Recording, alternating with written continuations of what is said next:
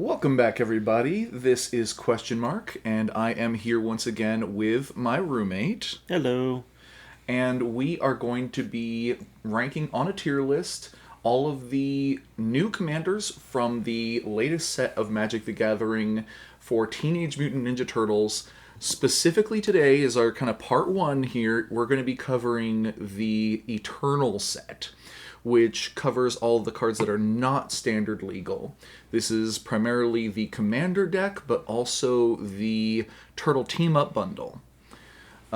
With that in mind, you want to tell people what your experience is with Ninja Turtles? I have stood next to a fan of the franchise once or twice. Okay, and being born in the mid 80s, I was a fan of the Ninja Turtles when I was very little. I saw the old live action movies. I was a fan of the cartoon show back in the day. And I played some of the video games back on like Super Nintendo kind of era. But I've been out of the loop for a couple decades now. So if it came out after the mid 90s, I probably don't know about it.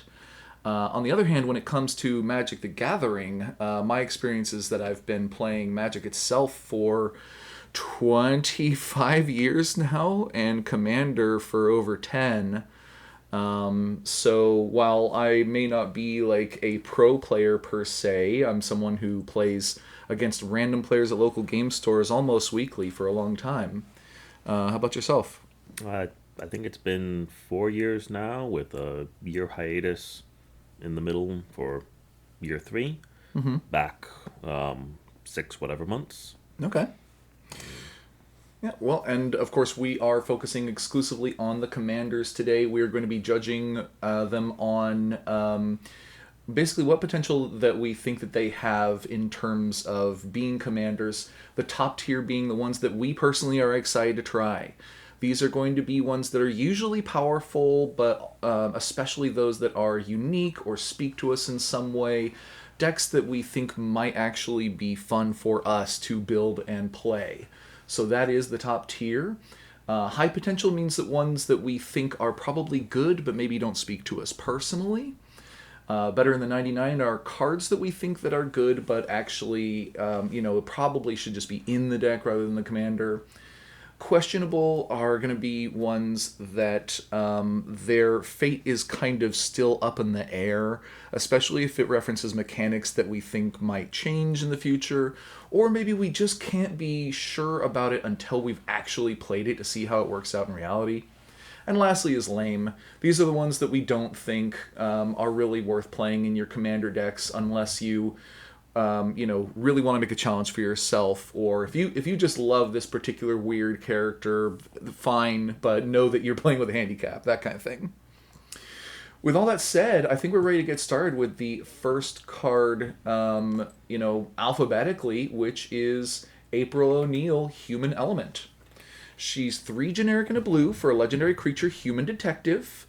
There apparently doesn't seem to be a reporter creature type or something, like broadcaster or something. Detective is close enough. She's an investigative journalist. Whenever a player casts an artifact, instant, or sorcery spell, you create a mutagen token, and she's a 2/5.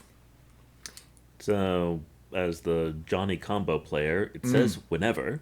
That said, it's not a great whenever, even if it's uncapped. That's yeah. I mean, 3 different types is pretty good. The mutagen token, I guess, might go into the questionable category. Need to see more of them. Maybe there's a couple non-commanders that I haven't seen yet that completely break the game if you have enough mutagen tokens. But since this is the first one we've seen, just those on their own, spending a mana and tapping to get a single +1/+1 counter, I don't put that card in my decks. 1 mana for 1/1 counter. Okay.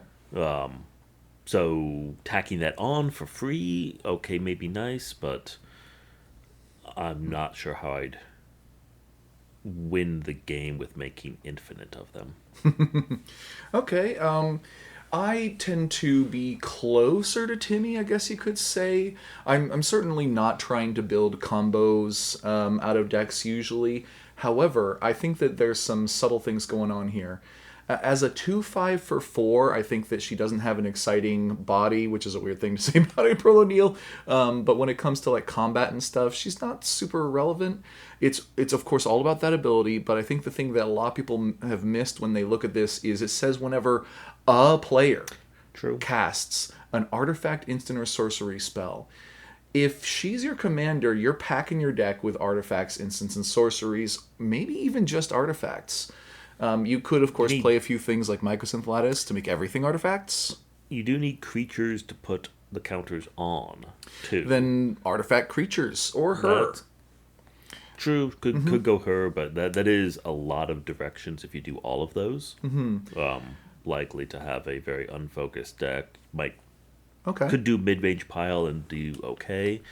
Probably a little bit better if you pick one or two directions to go in. Okay, yeah, I agree. I think that there would certainly be some experimentation that you'd want to do there. But I mentioned Mycosynth Lattice. Does Mycosynth Lattice actually make the spells artifacts? All cards that aren't on the battlefield, spells and permanents, are colorless. So no. This turns everything into artifacts except technically spells on the stack.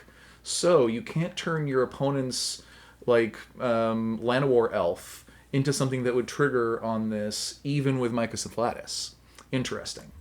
All right. Still get a fair amount of passive. Them casting their mana rocks and Oh, their absolutely. counter spells and such will Absolutely. get you some extra mutagen tokens. And so I think that this would also do well in a deck that is based on affinity. Because just a sheer number of artifacts, even if the effects of them aren't individually very strong, this is a fairly reliable way of getting a lot of artifacts on the battlefield and a lot of tokens on the battlefield. So if we're talking about, say, cards in Urza. blue that say, oh my god, affinity for artifacts, that's a type line. Let's try in the card text. Affinity for artifacts. And let's also have it based on what's popular in Commander. So, we're looking at Emery, Thoughtmod, or Thoughtcast, Mycosynth Golem. So these are some of the most popular cards that you could play in an April O'Neil deck that would be very cheap. This would probably get down to just a blue. This could get down to free, way before it looks like it would be castable. And then this one, of course, Mycosynth Golem can give affinity to all of your artifact creature spells. So, I'd say that there's some potential here. Yeah. However, I guess if you are trying to trigger off of everyone else playing some stuff and getting all these free things, it does suck a bit to have to start at 4 mana before you start getting anything. How much do you want to invest in artifacts that cost 0, maybe, in order to make more mutagens and get more affinity? I don't know. It's worth experimenting with. So, also, you mentioned Urza, and how good would she be in an Urza deck? I think she'd be good. Quite. Yeah. So I'm torn between better in the 99 and high potential. I think I'm gonna say high potential because I think that anything that has a reasonable cost up here, reasonable body, that says whenever someone does a very common thing, make a permanent, that just has a lot of potential. And blue is, of course, a great color to take advantage of that. So, the next one alphabetically is the other April O'Neil, live on the scene. Of course, there's quite a few of any of these characters in the standard set, but this is the second for Commander. She's a generic and a blue for a legendary creature, Human Detective, of course. She's a 2/1 with whenever a mutant, ninja, or turtle you control enters, investigate, which is to create a clue token. As you see on there, you can pay 2 and sack the token to draw a card. Also, she has partner character select, which is a subset of partner, a thing that they're apparently going to be doing more going forward, like what they did with the Stranger Things kids and Friends Forever, or they did with, other little groups of commanders. This pre-constructed deck will come with, I think, 6 characters who have partner character select. It's apparently supposed to mimic the Teenage Mutant Ninja Turtles arcade games that have been made, where you can choose between, of course, the 4 main turtles, but also in some cases Splinter and even April O'Neil in one of them. So I believe she is the 6th of those characters that has partner character select. So you could have, and all of these characters are monocolor except for Leonardo is actually 5-color. So you could build a blue green, blue black, blue white, blue red, or blue and Leonardo, so therefore all colors, deck with her as one of the 2 commanders. So what's your take, though? It says whenever again. The probably less powerful than her other form, less mana, so it definitely makes sense. But yeah, there are now a good number of mutants. Yeah. And an okay number of ninjas. Not a lot of turtles. I mean, this set certainly has a lot of all 3, considering every one of the 4 main turtles has like at least 6 versions of them. Yeah, so you could make a very Ninja Turtles deck out of it, and it would be almost identical to all of the other Ninja Turtles O'Neil decks, which, sad for me, some people like that, have fun. You'll get a lot of clues out of it, and they are expensive mana-wise, but card draw is awesome. And being able to put card draw on the commander, even if it is at a bad rate, is still valuable. I wouldn't think it's likely to be super high power. Agreed. I mean, any commander with partner, of course, they do try to make it a little weaker, with the intention, of course, that you're playing a second commander with it, and then you have usually a second color, and that between the 2, they are, historically, partners have been extremely powerful, more so than they look. And also, you get to play 98 cards in your deck and then 2 commanders, and that's always relevant. Plus, you have kind of a minimum hand size of 2 all the time, so you always have access to 2 spells in the command zone. And all of the other possible partner commanders are mutants, because they're the 4 turtles and Splinter. I think Splinter's a mutant. We'll find out later. I think he is. But the others are definitely ninjas and turtles.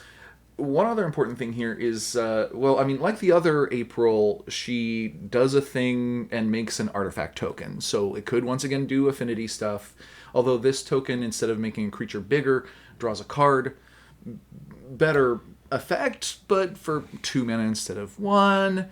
But my thing that I thought was interesting is that this one says whenever one of those things you control enters, which means that if you had blinking or bouncing, ninjutsu, sneaking, those things will bounce your ninjas and turtles in and out, triggering investigating more often.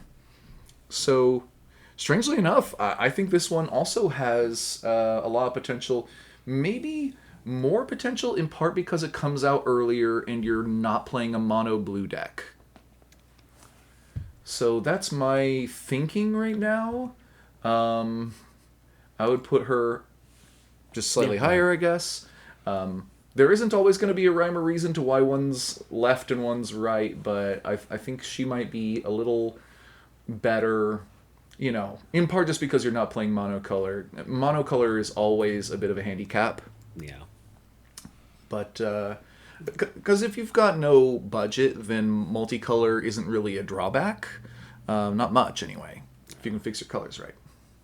So, next, though, we have a character that I remember fondly from the show, and from the video game. One of the... I'd say that most of my runs in the video game have me lose to this guy. That's about as far as I get before my lives run out. He's at the end of, level 2 or something. But it's Baxter Fly in the Ointment. He costs 3 and a blue for a legendary creature, Insect Mutant Scientist. Can you tell that he's a character inspired by The Fly? But whenever Baxter enters or attacks, each creature you control with a counter on it gains flying until end of turn. And whenever you draw a card, put a +1 counter on Baxter. And he's a 2/2. So by default, doesn't pass the vanilla test, but eventually will get there pretty fast. Oh, yeah. Oh, just so people know, the vanilla test, as I use it anyway, is if your power and toughness are each averaging to your mana value. So for Baxter to pass the vanilla test, he'd need to be at least a 4/4 for 4. But since he's a 2/2 for 2, he doesn't. But when you draw a card, you put a counter on him. So you draw 2 cards, and then he does pass the vanilla test. Likely, by the time that you attack with him, he'll have gotten 1 counter, and you'll be close. And you're playing mono blue. Yep. But go ahead. Yeah, could let you Voltron in mono blue. Not a ton of support there, but fun to be weird, I guess. And yeah, it has the potential if you're doing counters in mono blue to give all of your stuff evasion. Mono blue has good access to evasion defaultly on characters, and not a lot of access to +1/+1 counters. So I'd say it's better in the 99 as a finisher for a +1/+1 counters deck, because then it can get big itself when you draw a ton of cards based on something's power later game, and then also just give all of your stuff evasion. Totally agree. Because, as you say, if this is your commander, then you're playing mono blue. And if you're playing mono blue, you have access to tons of evasive creatures. So this giving your creatures with counters on them flying is not very useful in a mono blue deck. But if he's in the 99 of a blue-green deck, like the one that I'm working on right now that's going to be Mutant themed, this is like one of the best cards in the deck. Because I really need to be giving my other creatures evasion. And of course, not just blue-green, but green and white are the colors that care about +1/+1 counters the most. So either Simic or Bant or something like that would be a good fit for him. But I totally agree that he's better in the 99. So, moving on, we have Bebop Skull and Crossbones. He's 1 and a black for a legendary creature Boar Mutant. He's a 2/1 with partner with Rocksteady, Mutant Marauder. If you didn't already know, this variation on partner means you can have 2 commanders as well. However, this means that you specifically have to have the other commander being Rocksteady, Mutant Marauder, who we will see later. Whereas the one that we saw before, you have a few different options and you can mix it up. And of course, as you can see, Bebop has Death Touch, and whenever Bebop deals combat damage to a player, you may draw X cards, where X is the number of counters on Bebop. If you do, lose X life. Well, that's a weird thing, considering he doesn't have a way to get counters. Yeah, we almost might want to look at the other one right now, since We 100% do, as honestly. a commander, you need to see the other one. Oh, okay. It's Nice. weird that it's using that the pixel art version, but honestly, I think that's a pretty cool option for people to have. Yeah. So Rocksteady Mutant Marauder is 2 and a green for a legendary creature Rhino Mutant. He's a 3/3 with partner with this guy, and trample, and surprise, a +1/+1 counter ability. Whenever another non-token creature you control enters, put a +1/+1 counter on target creature. Okay, so why don't you take the first shot at it? So that can let you draw a lot of cards, which is wonderful, particularly on a commander. Losing a lot of life is a legitimate drawback. Dangerous. There is lifelink in black. Yeah. So you can counter that, or just go turbo and deal with it. Oh no, he went turbo. Just trying to kill everyone fast enough to, I guess, aggro would Yeah. be better. But in a overpowered ideal world, I'd wish their types of evasion were swapped, because you want the black one to be bigger, and Death Touch, they can throw 1/1 jump blockers in front of you all day. Trample, that wouldn't work, but you can pivot definitely of the, okay, start off drawing cards, okay, I drew enough of the cards I need to win the game. Now start piling +1/+1 counters on Rocksteady and use the trample to get lethal through. Uh, You know what's interesting I'm seeing here? A lot of cards worded, or like Rocksteady, are worded differently. This one says when, a creature you control enters, put a counter not on it, but on any of your creatures. So you could actually go wide and then stack up your counters on Bebop or Rocksteady. Your call. So you could get Bebop's card draw ability to pretty big, or you could stack him up on a Trampler or something. But what would you do with going wide in black-green? Are you doing plants or saplings? I mean, most of those are tokens, and the tokens don't count. Oh, shoot. Yeah, you're right. It says right there, but- non-token. I mean, you start with no mana rocks and a bunch of mana dorks. Okay, yeah. And Yeah. that passively helps. I could see and a then few. go with all of the toolboxy. I play this creature and it removes another creature, fights, removes that artifact, whatever. Oh, and maybe some counter synergies like Wickerbow Elder, where you can remove a counter to do something. Devoted Druid, maybe. Boars don't have really any synergy. Rhinos don't have any synergy. Mutants have a little now, and most of it is green, but not much. Yeah. There's, I mean, a fair amount of recursion/protection of dies and comes back in black and green. And so you could have, granted, if you'll either lose the counters or they won't come back if you're regenerating them. But you can potentially protect your commander and get at least one counter back on them. Okay. But yeah, you're probably going Voltron with a bunch of utility creatures. Oh. Chainsaw, dang. Not many chainsaws in Magic. Yeah. Couple, though. So the tough thing then is where to place him. And definitely not better in the 99, but I am honestly really hesitant to say high potential. It's a little strange for me to look at a partner commander and put it all the way down in questionable, and I think I'm going to grab his friend there as well. I'd put it in the low end of high potential, because... Really? You think so? Well, it's green, so it has mana solved, it has card draw solved on the commander, and it has a finisher solved on the commander. Those are most of what you need in the deck. Sure, you have to play a bunch of other creatures, but you don't really need them to do anything. And even if they do something awesome, even if there could be a deck there where you just have 31 drops, Yeah, I guess. and then it's basically mutagen tokens. You would kind of want to go as wide as you can without relying on tokens. I'm still hesitant. For my sake, I think I still kind of want to put it down here, but It sparked my interest as yeah. to look at again to see if I'm interested enough to make a deck in it. I haven't gone Okay. back and actually decided it is interesting enough. Okay. And I don't think it'd be bracket 4. You know what? I guess it's like green, black, mana dorks, and counters matter. Yeah. Which are things that green, at least, already likes.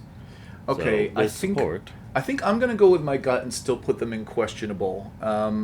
However, I think the last thing that does make it a little better than I might be thinking here is the fact that there's two of them. So you can play a commander on turn 2, play a commander on turn 3. They die. They have separate commander taxes. You always have two options in the command zone. You shouldn't be keeping a hand unless you have at least 2 or 3 mana. So you can rely on these guys coming out, at least once easy. The mana dorks smooth it out a bit. I guess I just don't see how that turns into a victory or how that's better than a lot of other things that you could put in the 99. The individual cards don't seem that strong. I think I'm still going to go with my gut here, though you might be right. No, I've already questioned your questionableness. All right. That's good enough. Okay. Next, we have Casey Jones' Asphalt Hooligan. He costs 2 and a red for a legendary creature, Human Berserker. And he's a 2/2 with double strike. Very exciting. And for 4 mana, Casey Jones's power. Sorry, double Casey Jones's power until end of turn. Any player may activate this ability. I really wish it wasn't mono red. Ooh. If you had access to one of a couple other colors, then you could abuse the mana sink a lot more. As it is, you can get a few bursts of mana in mono red. You can do the huge drawbacks to get some more mana and a couple rituals and then just a lot of mana rocks. Yeah, that's true. I'm not sure off the top of my head how much discount there is you could get. Yeah, there aren't many ways of reducing the activated cost if you're not playing blue with training grounds or something. Yeah, so sad, and there is some single use pump you can do in mono red to up how much his power is to begin with before combat. Not a ton of good Voltron stuff, but the ideal world you're hoping for and maybe relying too much on is other people paying for the cost. Which, if you do, is wonderful because they have less mana to do their own thing now, and it doesn't take doubling too often to get to a really crazy number. The problem there is that your opponent's always going to make the best move for them, and that's usually not killing people for you. I think this is probably the most efficient pump that you can do in mono red, where it's 1 mana for +3/+3 at instant speed. So you could attack with Casey Jones. Of course, you were talking about like getting collaboration from your opponents. Yeah. They're all opponents. That's Yeah. the thing. Who your allegiances are temporary. Opponents are forever. Yeah, no, granted, So- sure, if someone has a infinite combo and a 1-turn clock, then yes, they'll give you mana to kill that person. But until then, they're probably not just giving you extra value unless they can take advantage of it super quickly, and then it's going to be worse for you. I guess one slight question, so someone decides to pay 4 to double his power, you can in response pump it, and so his power will be bigger before the doubling happens.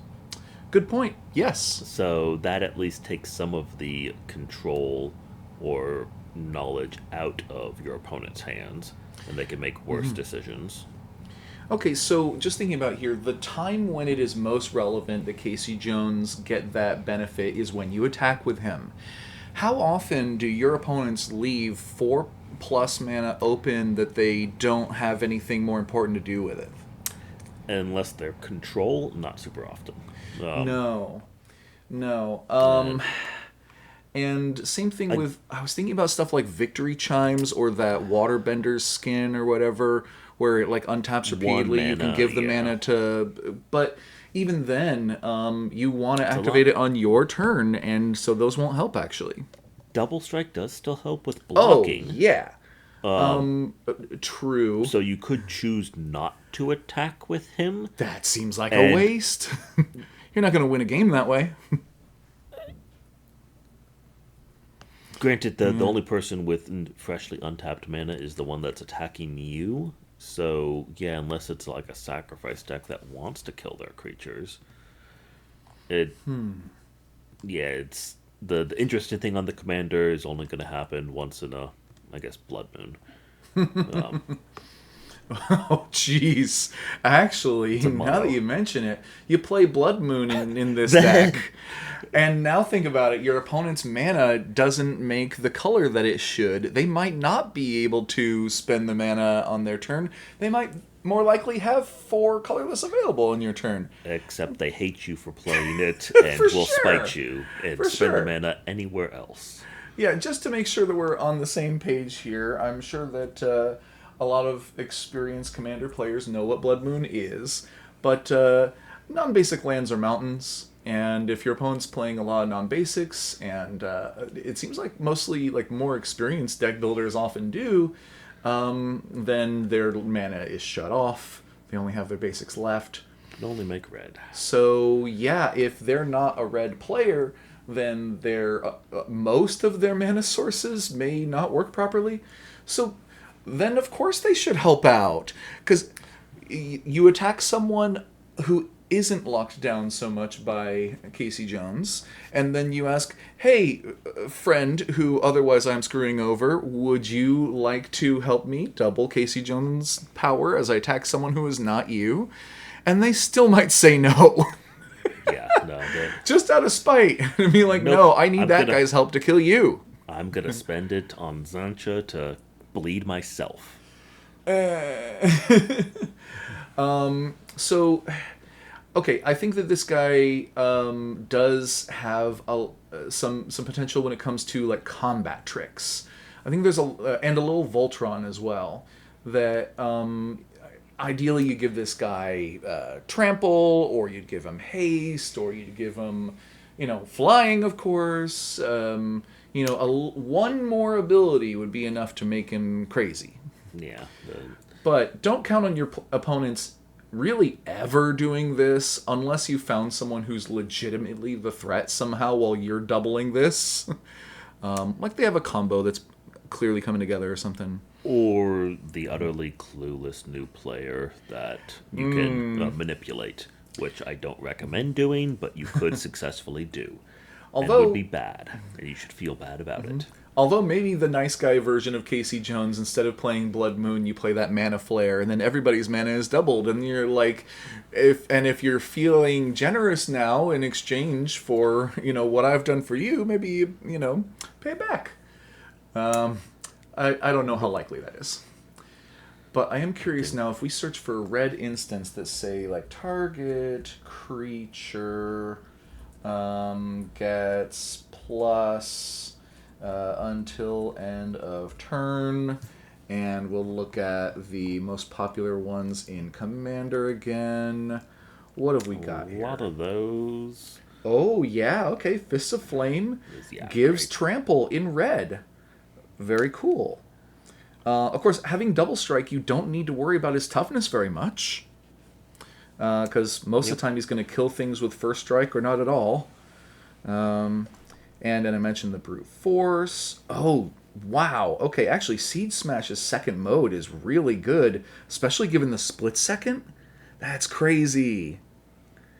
And Monstrous Rage, giving that Monstrous Roll token, that gives trample. I'm actually finding quite a few red sources of trample here at instant speed, where you can be attacking somebody who has like a couple of chump blockers even, thinking that they've found a solution, but you pull out the trample at instant speed. But one last problem with if you're going like Voltron, if you're going for that silver bullet of taking out someone with commander damage, that means that you have to hit each opponent for 21 total separately, and still have enough resources after you kill one to get the next, and enough resources after that one to kill the next, while you're playing mono red, and everyone's blatantly going to be scared of you. In fact, you could even have like 3 lands in your hand, and everyone's still going to be scared of you if you have those kind of tricks up your sleeve. So, while it is kind of exciting to me, I think I'm going to put him in questionable as well. Because people are probably never going to chime in for this. I wonder if you could make a politics version of the deck where you just tell all 3 people, leave up 4 mana. Mm-hmm. The first person who doesn't is the one I'm going to target. If everyone leaves up 4 mana, I will not target anyone. If one person doesn't, then you're going to get doubled twice at your face. And taxing everyone 4 mana a turn while you're otherwise doing some stuff could let you build up until you can kill people in one strike. And if you get a couple doubled twice from two people and they ganged up on the third person and third person blames them, not you, maybe you're not dead instantly. And then you're like, surprise, blazing crescendo, the dead. So, with all that said, I'm still putting them in questionable. But interesting, you know. So we're going on to the other Casey Jones. Actually, there's quite a few of them as well. This one's the Back Alley Brute for 3 and a red. He's a legendary creature human berserker. He's a 4/2 with menace. Whenever Casey Jones attacks, put a +1/+1 counter on target attacking creature. Whenever you put one or more +1/+1 counters on a creature you control, Casey Jones deals that much damage to target opponent. Rules clarification, when it's talking about that much damage, I believe it's talking about the number of +1/+1 counters that are put in a single action. Yeah. So Casey will only ever trigger 1 damage at a time from his ability, but if you have other things that put more than 1 counter, he will do more than 1 damage at a time. I believe all of the double the counters type stuff actually puts new counters on that. Same with the move counters from one thing to another is actually making new counters and putting them on. So a lot of other cards should still trigger that. And you could do 5, 10, 15, 30 damage. So hardened scales. If 1 or more +1/+1 counters we put on that creature, put that many +1.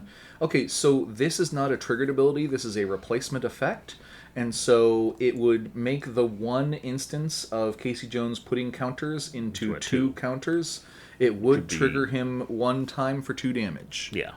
Although, honestly, triggering him 2 times for 1 damage is arguably better. Yeah. It's the same total, but you could split it up more. So, regardless, it's a pretty narrow more what you want to issue. do is make a 10/10 Hydra and burn someone for 10. Yeah. And that's a wonderful thing to do. That is not something you can frequently do in mono red. No, in fact, I'm going to make a kind of quicker judgment about this guy. I think he's better in the 99. Yep, they're pretty good in the 99 of a +1/+1 counters deck. Yeah, if you're playing like green-red, this guy's pretty sick. After all, he triggers when you put counters on a creature you control. So, since you don't have to put them on Casey, and plus Menace is nice, having 4 power is quite a bit. I mean, he doesn't pass the vanilla test, but he's got other stuff going for him. And he'll be a 5/3 the first time he attacks, most likely. I mean, you could target something else. So, yeah, I think this one's pretty clear, honestly, where to put it. Better in the 99. So we go back here, and now we have Casey and Raph. Hotheads. Yeah, they are buddies. 4 and a red for a legendary creature, Mutant Ninja Human Turtle. They are a 4/4, and when Casey and Raph enter, choose one or both. Each mode must target a different player. Target player exiles the top card of their library until that player's next end step. They may play that card without paying its mana cost. Or, target player creates 2 treasure tokens. And as a reminder, I mentioned that this is covering the Commander decks and the Turtle Team-Up bundle, and this is clearly from the Turtle Team-Up bundle, where you have a number of cards that say, like, choose one or both, different modes for different players. And thankfully, there's actually, like, no pressure to give a free thing to your ally, because you can choose to just get one of them. So the extra is purely bonus if you just feel like being nice to somebody. So with that said, what's your take? I mean, card draw and mana are wonderful things. Those are very underwhelming amounts of it. Or at least an okay amount, but you only get it once. And not a lot of ways to flicker that in mono red to abuse. 5 mana before you could do that is sad. Even the card draw is limited to, okay, you can only really do that turn 6. And I will be kind of surprised if anyone can break that and make a decent deck out of it. Yeah, it's kind of sad because when I saw the target player creates 2 treasure tokens, I got excited. I'm like, that is a very powerful ability, but oops, it only triggers when he enters. And in other colors, like blue or white, you could flicker, and that would be great. Or in red, if he wasn't legendary, you could use cards like Kiki Jiki. I think you could still use Splinter Twin. So a couple of the red copy cards would still work on it, but I think they're a lot like jankier. They don't have the potential to go infinite, or they cost a lot more mana. And the ones that do already went infinite with a ham sandwich. Yeah, and like Conjurer's Closet is cool but slow, and you could probably choose a lot better commanders for it. So this does seem fairly weak. And in terms of it being possibly better in the 99, I mean, it would be better if you could make copies of it or blink it or something. So I guess if you're playing like red white, blue white, or red blue, or red blue white blink, maybe he's worth playing in the 99, but I'm still skeptical of that even. Yeah. So I think he's actually going to go in lame. Yep. I mean, he's not terrible, but he doesn't. I don't think he's good enough. And I think I've also said before in other videos that like just happening once, the effect had better be like backbreaking, and it's just not. Yep. So we go on to Donatello Rad Scientist. He's 5 in a blue for a legendary creature mutant ninja turtle. He's a 5/6 with vigilance. I'm going to keep singing the praises of people who are putting vigilance on blue cards. It makes sense to me. It's good. And when Donatello enters, tap up to 3 target creatures your opponents control. Put a stun counter on each of them. What do you think? Stun counters are kind of underwhelming. It's Okay. It's an answer, but for one turn. Unless you have ways to abuse those and proliferate them like crazy, then removal would have been better. And there are, I mean, you can get removal on a commander. You can get remove 3 things on a commander. And if this is your commander, people will know that ahead of time.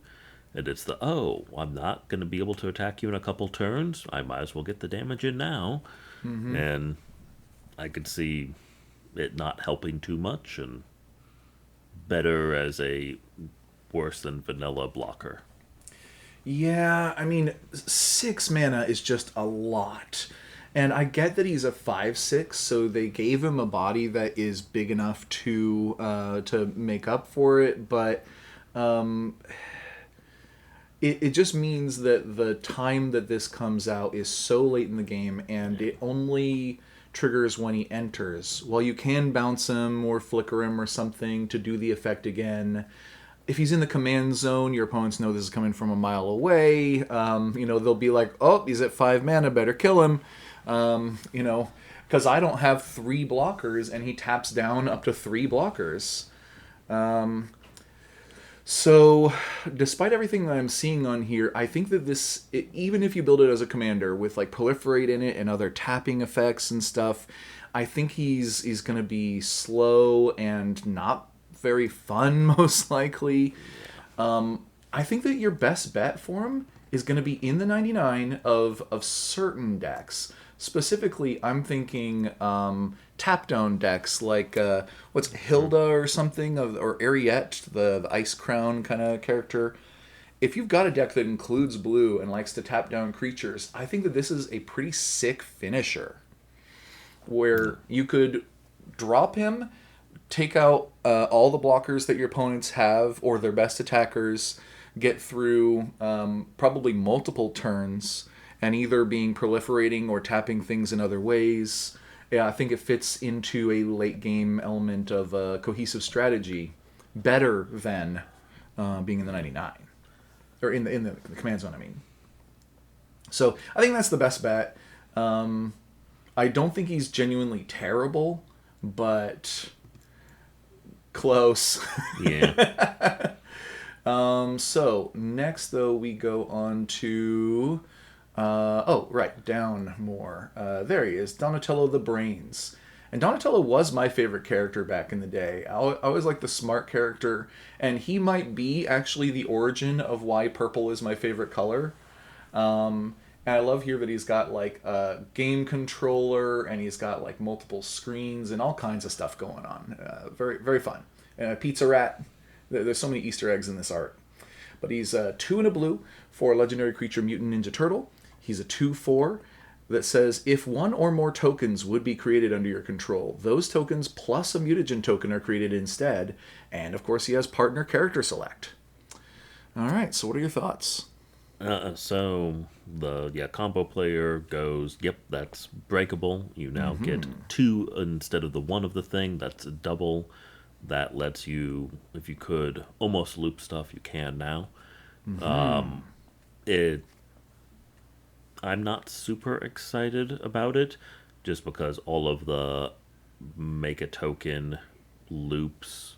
I mean, there's a lot of those decks already, and this doesn't really do it any differently. Okay. You're still making infinite treasures and whatever. So it's, I mean, I guess, yeah, with the infinite treasures, you can then make infinite power and swing with 3 whatever you had.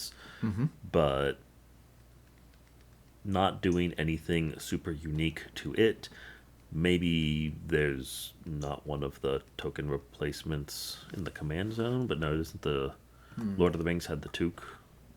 Oh, there's a Hobbit like Pippin or something. Yeah. Peregrine Took, who when you make a token, you also make a food. Yeah. It also reminds me a lot of Chatterfang. When you make a token, you also make a squirrel. And yeah, Chatterfang way, way better.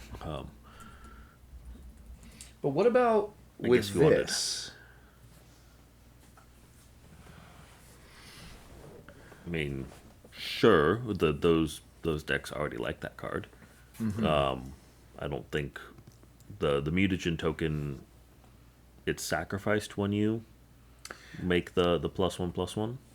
Yes. However, you can. I'm thinking to myself yeah, that you there's can- got to be combos that involve like tap 1 artifact to make a token. Oh, yeah, that token also makes a mutagen. Now you have 2 artifacts. You can use the clock to untap the original thing, and you've gone infinite. Yeah. All this while Donatello allows you to have another partner to add another color to your mix. So if you need a white-blue deck or a blue-black deck in order to do this or find the pieces, personally, I think he's got high potential. Oh yeah, super high potential. It's the deck already exists, and Okay. you can just copy those combos in the other decks, pick whichever colors you want from them, and it will play very very similar to the Chatterfang version or any of the similar other ones. So I don't think he does anything different than those decks. But you do get to pick 2 of your colors, so... Yeah. And if you already liked those decks, but you like turtles more than squirrels, then have at it. Or if you want to be playing green-blue instead of green-black. Or there's a few other circumstances. Yeah. I also like how he works with certain other commanders that we're seeing today, including that first April, where whenever anyone plays a certain kind of spell, you make a mutagen. This makes twice as many. So I think he would go in the 99 of quite a few decks. In the 99, quite possibly. I'm almost scared to partner him with a lot of the other partners. Okay. Just because if you're trying to do a fair non-combo-y deck, but people have played against him or seen that paragraph before and know that it has that super combo potential, and they don't believe you when you say, no, I'm just trying to make a lot of +1/+1 counters. It's not a combo deck. Please stop killing me and removing my commander. You could end up with having less fun than you deserve. Well, we'll see. I think that you will need to have a really good grasp on whether your deck is really bracket 2 or bracket 3 or bracket 4, because I think that that's... I think that if you get this guy in bracket 2, you've kind of either done it on... Either it's like draft chaff, your deck is full of that kind of stuff, or you've done it very intentionally by very carefully eliminating a lot of the cards that would be most scary. I think it'll be a little hard to build Donatello low power. Or maybe if you partnered him with April, so you're going double blue, which is a little silly Yeah. because I think it's the wrong April. It's the April that makes clue tokens, I think, that can be partnered with him. Yeah. Yes. Okay. So actually, they're not the worst combination, No. considering, you know, Card draw yeah, and +1/+1 counters for can do both at finisher. the same time, and they come out on different turns. Clearly, somebody thought of that. They're like, we should Yeah. make even the two blue partners go together well enough. Okay, but I want to move on to Donnie and April Adorkable Duo, and I gotta say, this stands out to me for some reason. I never imagined I would see the word adorkable on a magic card or printed or anything, but I think I've come around. I don't hate it anymore since it was previewed. But it's 4 and a blue for a legendary creature, mutant ninja human turtle. They are a 3/3, and when Donnie and April enter, choose one or both. Each mode must target a different player. Target player draws 2 cards, or target player returns an artifact, instant, or sorcery card from their graveyard to their hand. Give you first crack at it. So there's is there only one blue creature that's when it enters, return an instant or sorcery from your graveyard to your hand? There's And one it's I know of that does both for 4 mana, and that's Archaeomancer. yeah. There's a wall that I think costs 5, and there's one that returns just an instant. Arguably, there's like Snapcaster Mage to allow you to play an instant, but you exile it. The So point being there's the some. blue blank looping decks Oh, the love that. Ghostly Flicker Yeah. So combo. and now this also could get an artifact, so it could do Ooh, that same if there but more if you want to loop an artifact. excellent point. So that's busted, and will go in the 99 of those other decks. Whether you want to put that in the command zone and be restricted to mono blue, or more colors, and this is just one more win con. Yeah, because we're talking about this where Ghostly Flicker can target 2 things. One can be your commander, and the other one can be like a Land, Gilded mana, rock. Lotus. Yeah. Yeah. And so you can tap the Gilded Lotus for 3 blue, cast Ghostly Flicker, flicker the ghost, the commander and the Lotus. This enters, you return the Ghostly Flicker back to your hand. You've effectively untapped the Gilded Lotus, and that's a 3-card infinite combo there with your commander, Yep. Gilded Lotus, Ghostly Flicker, and And there might be even a way to include. Well, no, might be a way to also draw your whole library. oh yeah, because I With guess that's a loop, yeah, but it doesn't actually win. Wait, yes, it does win. You know what you it, do? You choose the other player to draw 2 cards, and then yep, you and kill loop it them. infinite times by drawing them out. That does lower the power level of What? if you're going. Okay, I'm going to kill you, but you By have your making you whole draw your library. whole deck. But you get your whole library minus 1 card first. Can you stop me? Uh-huh. And many decks will go, if I have any mana, I can stop you as long as I have every single card in my deck -1. I'll tell you what, I'm still putting this in high potential, Yeah. and I'm debating which of the two has higher potential. This one costs 5. And if you are playing this in like bracket 4, or God forbid trying to play it in bracket 5, then your opponents know, they should know at least, that you are playing an infinite combo, and I'd there's say a part of it. it's better because you have more of the infinite combos on the commander, and even before you're going infinite, you play it and you draw 2 cards, and okay, Yeah. now I found the last card I needed. Yep. You could possibly make a deal with somebody by giving them a couple of cards or giving them a card back. You can reuse some important things like counter spells, you know. You probably have a few other flicker cards in the deck just to, you know, do that. And then maybe a they're few all- other creatures that would be good targets of flicker effects, like, I don't know, Mole Drifters or something. So, I think this is pretty good, actually. And everything that I said about the whole only having one ability and it's just when they enter, well, it doesn't matter if you're playing a deck, a color that can actually flicker the thing to trigger it repeatedly. Yep. So much better here than in mono red. Now we get to the like face commander of the commander deck, Heroes in a Half Shell, which is all of the Ninja Turtles, and for some reason black mana as well. So it is Wooburg, or white, blue, black, red, green, for legendary creature Mutant Ninja Turtle. They are a 5/5 with Vigilance, Menace, Trample, Haste, and whenever one or more mutants, ninjas, or turtles you control deal combat damage to a player, put a +1/+1 counter on each of those creatures and draw a card. What do you think? So, +1/+1 counters win con, draw a card is awesome. And it says whenever, that is awesome. The dealing combat damage is a little bit of a hoop. Not particularly hard for the commander itself because it Yeah. has trample and haste And Menace. and menace. So yeah, it'll very likely get through and do damage. Maybe turn 9 you have to add something else, but you've also probably made it bigger by then. It has the downside of you do have to get Wooburg to cast it, which is a little bit of a hoop, but if you have a land base that be punished by Blood Moon, then you're fine. The deck itself is, at least there'll be a lot of people that just play the best 30 new mutant ninjas and turtles, and those will be very, very similar. And so there'll be, I guess, a lot of mid-range versions of this deck. But you can definitely, if it's flexible enough, you can build it in other directions, and it will probably get a reputation as being decent. I'm not sure if it's Volja levels of overpowered, Oh, but yeah. I mean, you are playing 5 color instead of 3 with which, Voja. yeah, better. Um, It's drawing it less.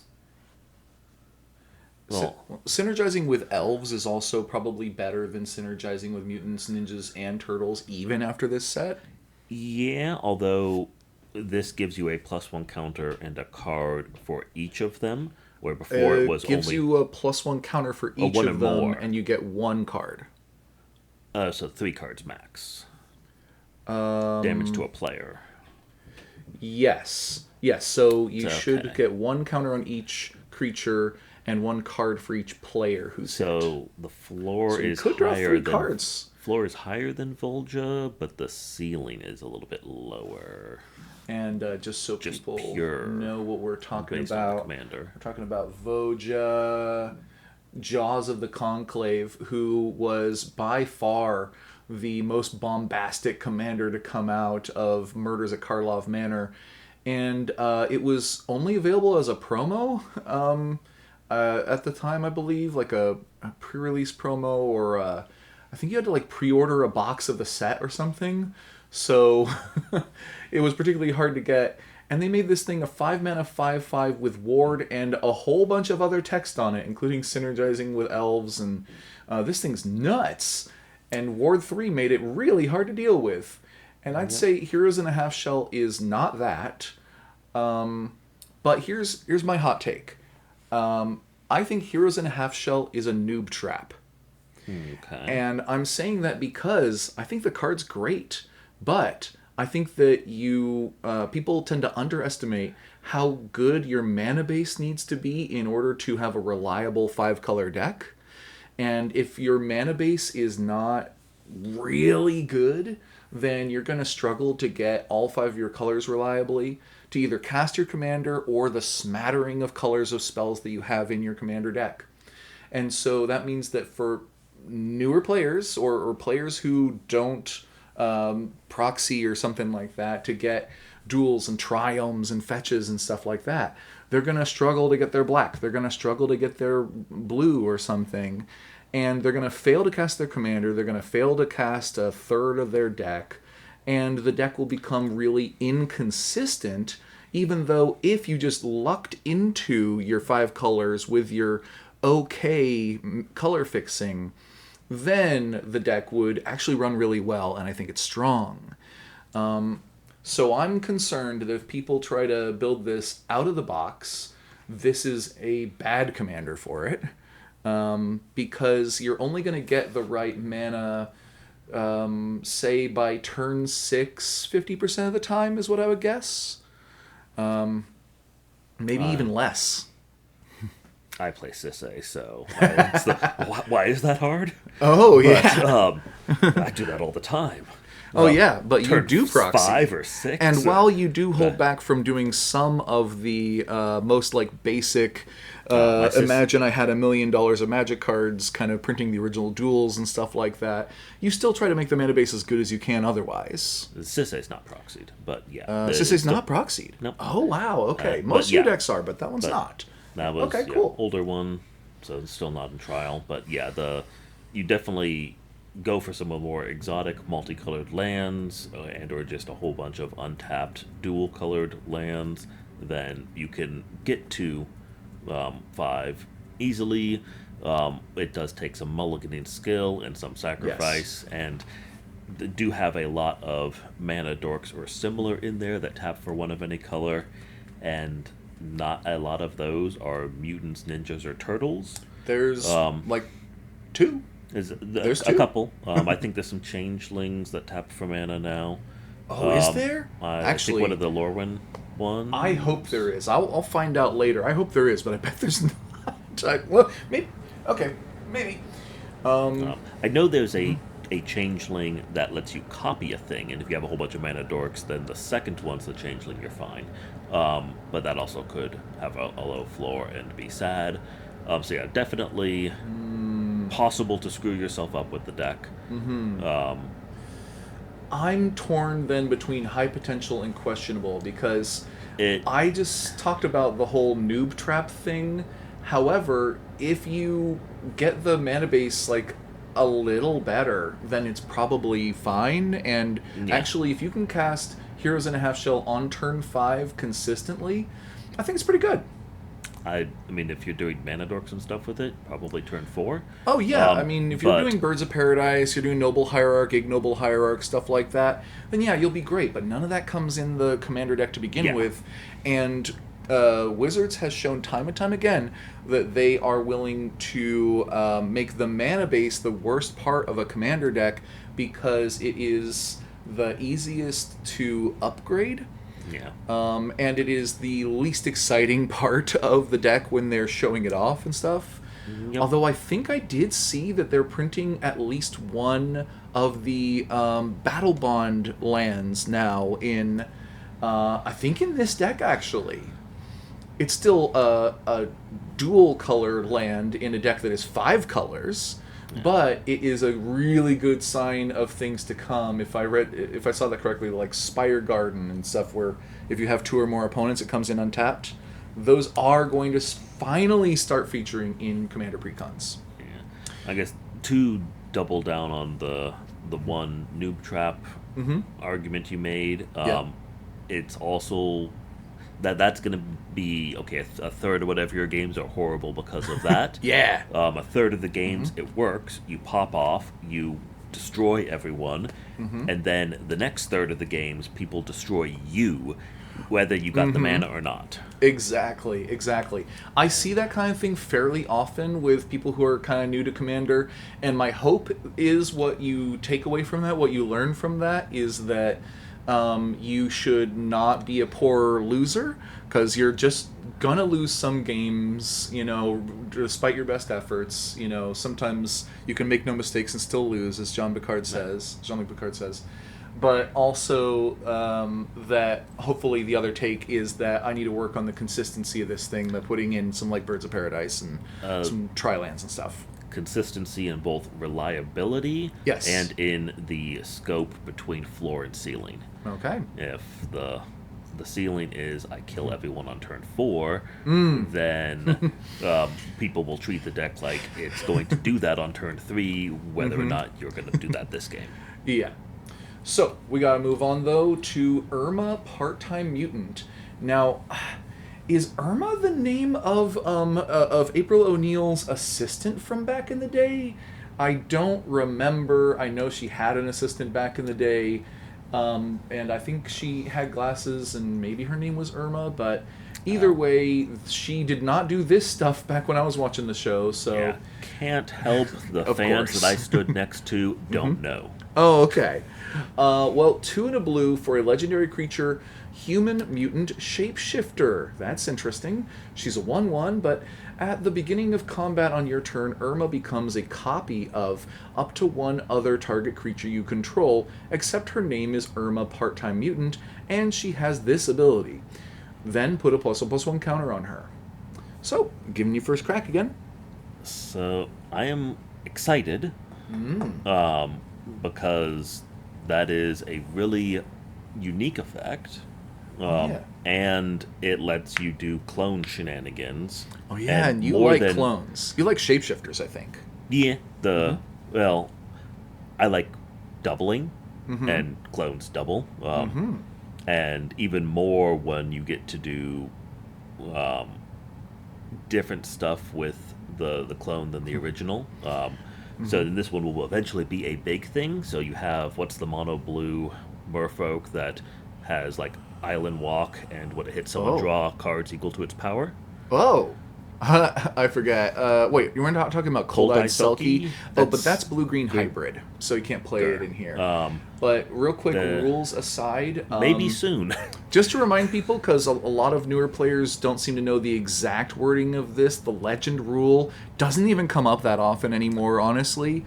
But the legend rule is that if you control two or more permanents that are legendary and have the same name, then you have to put all but one of them in your graveyard. If it ever comes up, it's technically not a sacrifice. So if something says when you sacrifice a thing, it doesn't actually count for that. That's something even I learned recently. But because she copies something but keeps her name, that means that you can have two of something, and unlike other clones, Doesn't matter if it they're will legendary. not kill it from the legend rule. And she stays your commander the whole time, so she's Yep. still doing commander damage, which might not matter, but she does grow. I mean, there are mono blue sea monsters with big bodies. Yeah. And she grows, and if you get one of those and some form of evasion, then you can just go Voltron and hit people really good. Um, I've seen people being into the Unagi of Kyoshi Island recently as a potential thing to copy. yep, yeah, a lot of good value targets, a lot of good. Ward, Um, big body. Oh yeah, and if you have Irma copy something like this 5/5, she's got counters on top of that. So yep. her growth is gonna mean that she becomes a bigger version of whatever other thing you have. So normally it's a pretty big drawback to only be able to clone your own stuff, but considering it's a bigger clone, Yeah, definitely potential. The mono blue's gonna hold it back a lot. yes, yes. If this was two colors, I would be, I mean, already building the deck. The mono blue means there's some good stuff and a little bit more that I'm going to have to do some real searching for, and maybe not enough. What's the But Sphinx I'm thinking of? the Consecrated. yeah, yeah, that one, that's game Woo! changer. But yeah, Oh yeah. Okay. Okay, and I'm trying to remember now. At the beginning of combat, she becomes a copy of a thing. and then stays Okay. that. Right, so it doesn't say until end of turn. So that means that it becomes a copy of up to one other target creature. So up to one means that the next time that this triggers, you could choose to not target anything and keep her the same. Okay. So I think she has high potential. In Yep. fact, would you say you're excited? Yep, no, it's Excellent. excited. It may not actually pan out to a deck, but it's one of the Okay. excited ones. Honestly, I kind of am too. I think I'll let you go ahead and do this one yourself, but I would also feel like this is a exciting kind of commander to build around. Although me personally, I am working on a green-blue deck that I'm going to be shifting into a mutant deck, and she may go in the 99, especially because it's a +1/+1 counter theme deck. Oh, yeah. She is a mutant in those colors that cares about counters, so I'll put her in the 99. Try her out. A 3 mana clone is not bad in the 99 of many decks. Yep. And then add on 2 elements of synergy, and you're having a good time. So next we're on to Krang the All-Powerful. The main supervillain, like the Emperor Palpatine of the OG Ninja Turtles stuff that I watched anyway. He's 4 and a blue for a legendary artifact creature, Utrom Robot. He's a 3/3. It says if a player drawing a card causes a triggered ability of a permanent you control to trigger, that ability triggers an additional time. And whenever a player draws their second card each turn, put a +1/+1 counter on Krang. And if it weren't obvious, the first ability does affect the second one. So, So it says whenever. That, yeah, means it's powerful. It's relying on card draw, not giving it, which is slightly sad. So it's basically both paragraphs are win con slash finisher, but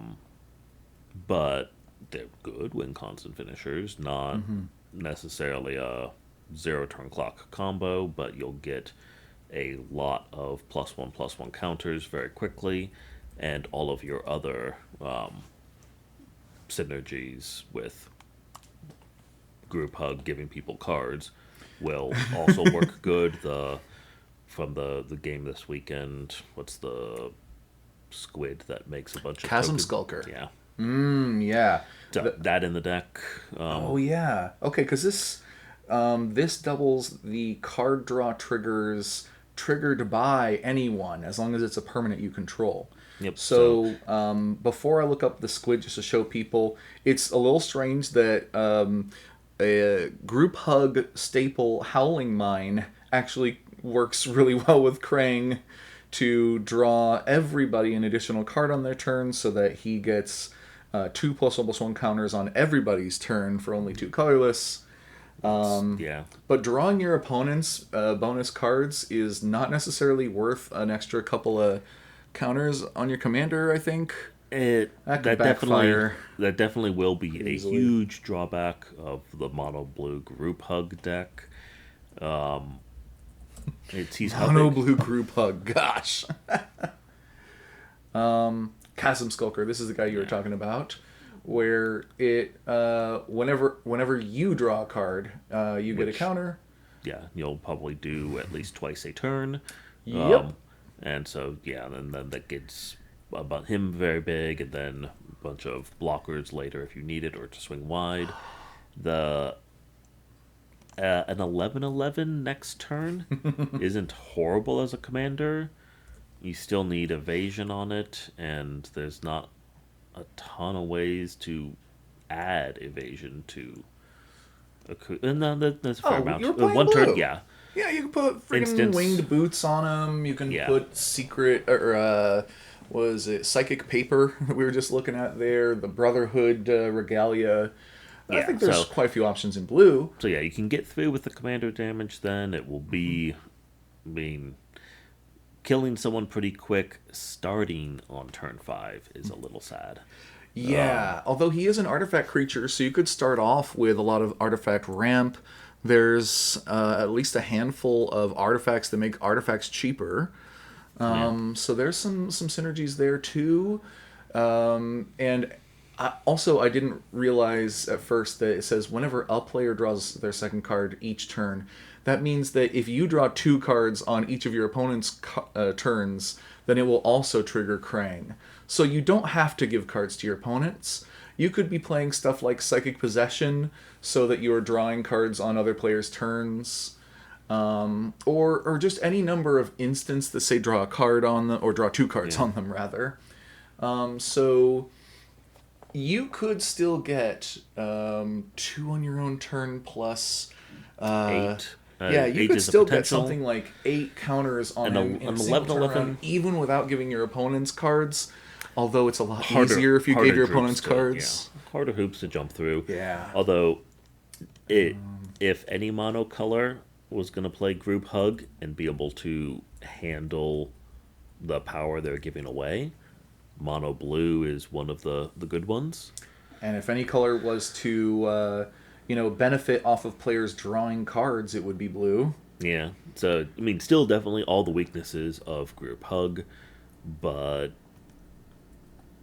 It can handle a fair amount of it if you build it right. And honestly, there's probably a lot of card draw triggers that I'm not even thinking of right now that would be like secretly awesome. Oh yeah, and I mean, if nothing else, I'm playing across the table from you, and I want to draw 10 cards on my turn, and I'm not going to not do that just because the second one gives you 2+1/+1 counters.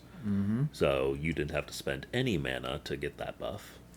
So I think that you may need to do a little more digging and brainstorming, but I think that Crane does have good potential. Yep. So next we're looking at Leatherhead Iron Gator, who is 5 and double green, so 7 total for a legendary creature, Crocodile Mutant Rogue. She's a 5/5 with trample and haste. And whenever Leatherhead attacks, put 2+1/+1 counters on each creature you control. So 2 on a wide board is nice. There's bigger and more immediate things. I mean, Crater Hoof Behemoth exists. The having trample and haste is nice. 7 mana for a commander. I have to be able to cheat that cost. I mean, if it's 6 mana, I want it to warp the rules of the game. It's green. It is green. I mean, the easiest color to get to 7 mana. The easiest color to get to any amount of mana, really. But yeah, that starts the difference between even 6 mana and 7 for how many lands you need in the deck to not miss land drops starts to get to be a huge amount different. So I think this is a deck that could easily trick people into building what they think is a decent deck, and it's just not as consistent to get their commander out as they thought it would be. And very likely that if they can't get their commander out, they just have a whole bunch of little weenie creatures, and they can't attack with them, and then they just never get the commander out. Well, I have a take on this, which is that when we talk about the vanilla test, first off, she's not a 7 mana 7/7. Oh wait, yes she is. Yeah. Because when she attacks, she gets 2+1/+1 counters on her, and she has haste. So actually, when you cast her, you'll attack with her the first turn she's out, and she'll immediately become a 7/7 trampler on the turn you cast her. 7 is a magic number in Commander, because if your commander has 7 power, then you can kill somebody in 3 swings. Now, that means you are unblocked, and trample does not mean that you're unblocked, but she grows, which means that she may make up for that. It may still average to 21, or, well, it may still come out to 21 after 3 hits. Moreover, is she Crater Hoof Behemoth in the command zone? I mean, nobody should be Crater Hoof Behemoth in the command zone. I don't want there to be a Crater Hoof Behemoth in the command zone, but she's surprisingly close, considering that she also puts 2+1/+1 counters on each creature you control, so it's a permanent buff, and the other creatures don't need to be attacking. So you can play a deck where literally you've got 25 mana dorks, just green creatures that tap for mana, and then you drop Leatherhead, attack with her, and the mana dorks become 3/3s and 4/4s. And now you have an army. If you build your deck with that as the plan A, I think that it's hard to go wrong. I mean, I will be board wiping before you can do that. Yeah, I mean, play Mono Green will have a little bit of a hard time play with a that. few spells to protect yourself, but Yeah. I mean, other than Heroic Intervention, there aren't a lot of great options. Rapid Vigor, maybe, if you're playing Mono Green.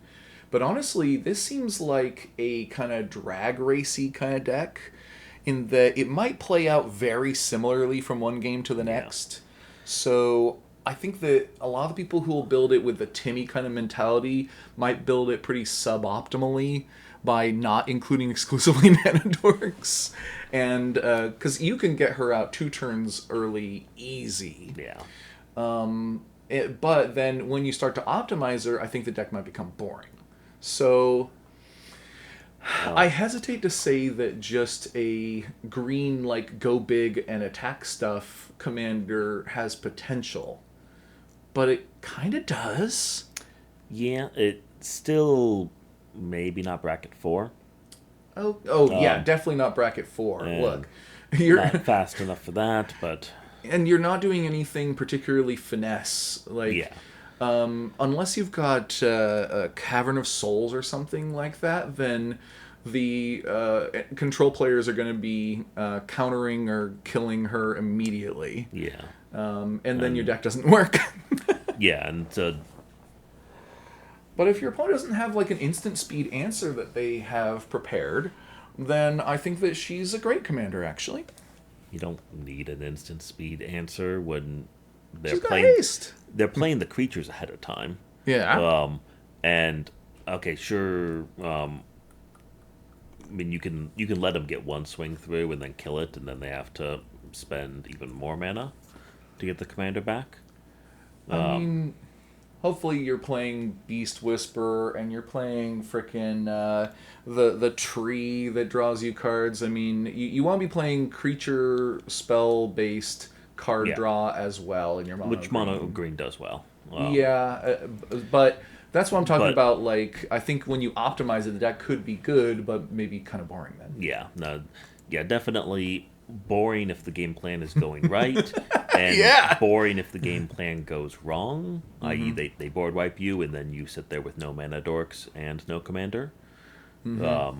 So So what if like an experienced player builds a good Leatherhead deck and then gives it to a new player?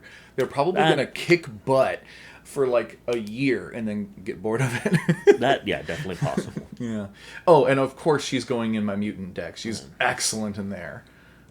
So let's move on though to Leonardo the Balance, the standout among the commanders with partner character select here.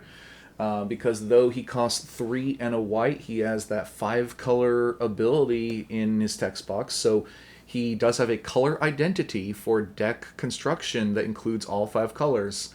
So if he's one of your commanders, then you can have any color spells in your entire deck. And keeping in mind also that if he's in the 99, you need to be playing a 5-color deck in order for that to be legal. But the rest of his text, he's a 3/3 mutant ninja turtle. Whenever a token you control enters, you may put a +1/+1 counter on each creature you control, but do this only once each turn. And for 1 mana of each color, Wooburg, creatures you control gain Menace, Trample, and Lifelink until end of turn. And of course, partner character select. So, what do you think? So the whenever is capped. Yes. So not loopable. Right. It's still a pretty easy hoop to jump through. You have to be in some sort of token deck, sure, but you can, if nothing else, get that from whatever partner you select pretty easily to get one token a turn. We've seen a lot of the partners so far care about tokens. And then it's a card you said shouldn't be in the command zone, i.e., Midi Craterhoof Behemoth. Of buff all your go wide stuff and give it trample plus menace, and if you're not killing them all in one alpha swing, the lifelink is super useful, so that no one can kill you on the crack pack. Yeah. You have access to all 5 colors, and you don't need all of the 5 colors. You get a couple of lands that make one of any color, so you can cast that one weird colored spell each turn, and then you mostly build in whatever 2, 3 favorite colors you have. You need just white to cast this commander, whatever color for your other commander, and then all of your green creatures or blue evasion, whatever creatures. So you don't have the mana base problem of most 5-color decks. Exactly. So that's why I actually like this better as a commander for new players, like Yeah. cracking open the box for the first time. Play Leonardo and maybe April, if you can remember to actually sack the clues and draw cards. That'd be a good combination. That, I mean, Because yeah, it then can you've solve a lot got of the all your colors, and you've got card draw, and like the ability to make creatures big and buff, and Yeah, green can so you solve got a your game mana. ender there. That would work out pretty well, but I think that new players I have seen often will create tokens and then kind of lose track of them because they're focused on the cards in their hand, and it's Mm. already a lot to to wrap your head around. Yeah, You know, and to be fair. unless you're in a clue deck, clues are easy to forget about too, Yeah. and are not optimal most of the time. Therefore, you stop looking at them. And I still encounter to this day players who don't really grasp the concept of activating abilities at instant speed, like at the end of their opponent's turns. We played against some newer players this last week who, I just kind of had to keep my mouth shut because, there's only so much advice that they can handle, and I don't want to discourage them from having fun. But it's like, a part of an experienced player might cringe every time that they see, like, somebody just untap without using a resource, like sacking a clue or something. But that said, I do like this commander mostly in terms of the fact that it is 5 colors but white and can have another partner that is more interesting to go along with it. Because I don't feel like this is a particularly powerful ability. I don't actually even feel like this is a particularly powerful ability in the sense that what do you build around? You just play all the colors and then some creatures. And then this is just generically good to throw on a bunch of creatures, and kind of so is that. So I don't think they're interesting, but I think they're pretty good. Yep. So I'm And going to put them up in the high potential, maybe around here. yeah. And we are not going through this list very fast, but we are now on Leonardo Worldly Warrior, who is 7 and a white for a legendary creature, Mutant Ninja Turtle. He's a 5/5, but he does cost 1 less to cast for each creature you control, and has double strike. So in theory, if you controlled 7 creatures, he would cost just a white for a 5/5 double striker? Yeah, it's that draws the deck in two different directions of the going tall, Voltron, double strike, Oh, and yeah. go wide. So it'd be really easy to make a unfocused deck with this. I agree. There might be a way you could make a deck similar to my what is the whole clad, the turtle, No, not it's like Pride of the. my food chain deck. Yeah, I think Pride it's of like Hullclad, Pride of Whole where you can just Clade. loop, yeah, loop the commander because it's discounted so much. Oh, okay, but you play. But You use in Food Chain to do it, and he's mono white. white, yeah. So it's this is 2 colors, better colors, and has food chain in those colors. I'm not sure if there's a way you would.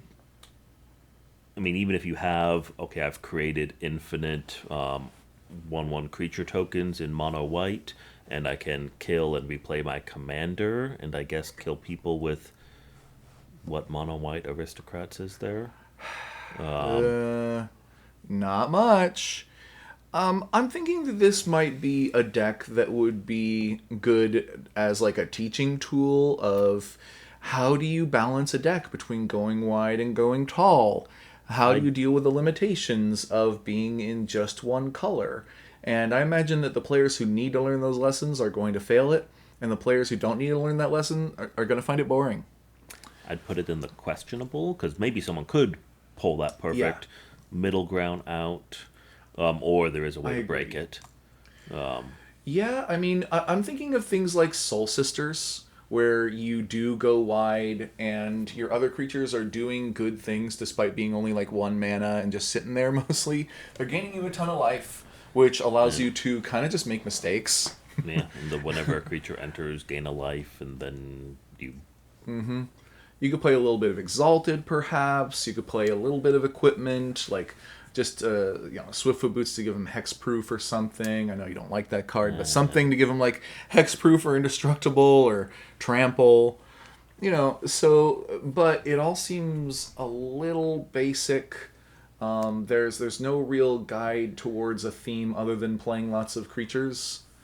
Maybe you could So, go in the 99 of a go wide deck, and then he's a well overstated 1 mana creature. Only if you play him late, though.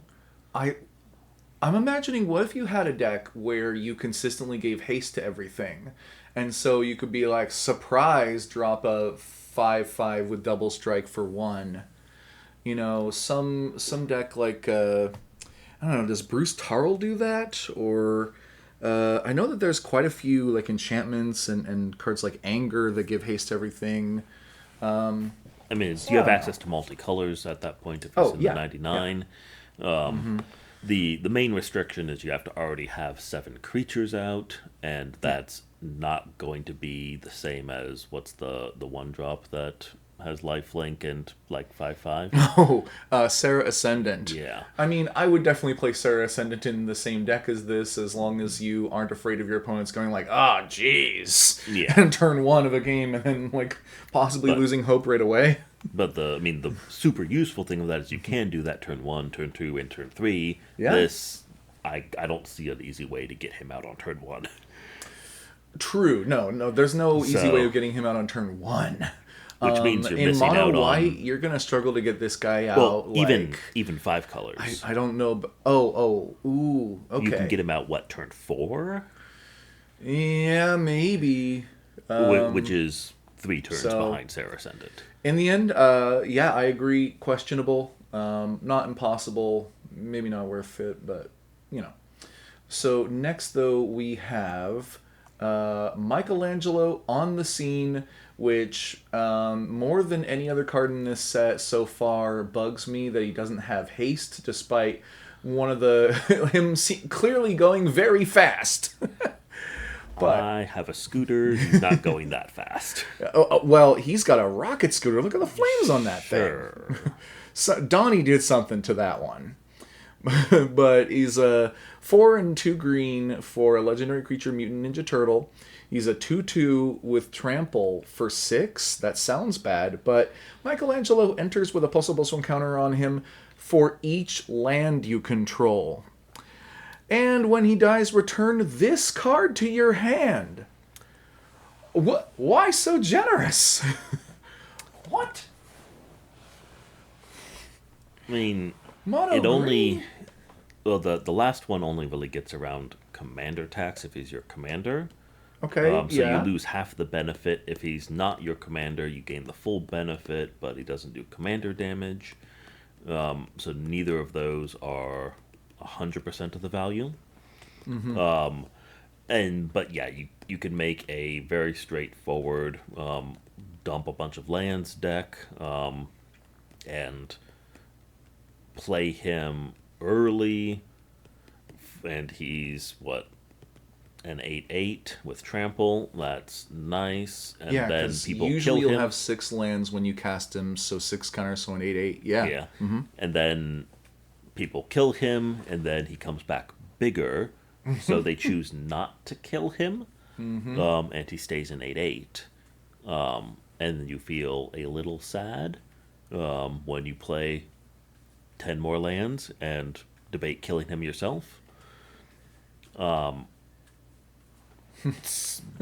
yeah, I mean if the deck is tuned and works great, you have Voltron and a bunch of lands, and it will be a very boring, not super competitive bracket 4 deck. I might agree with you on that one.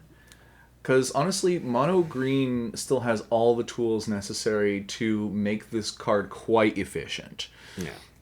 You're going to be playing lots of land ramp sorceries, and that means that even though it costs 6 mana, you're going to be getting it out at least 2 turns early, maybe even 3. And you'll be able to follow it up with more lands and more things to let you play more lands.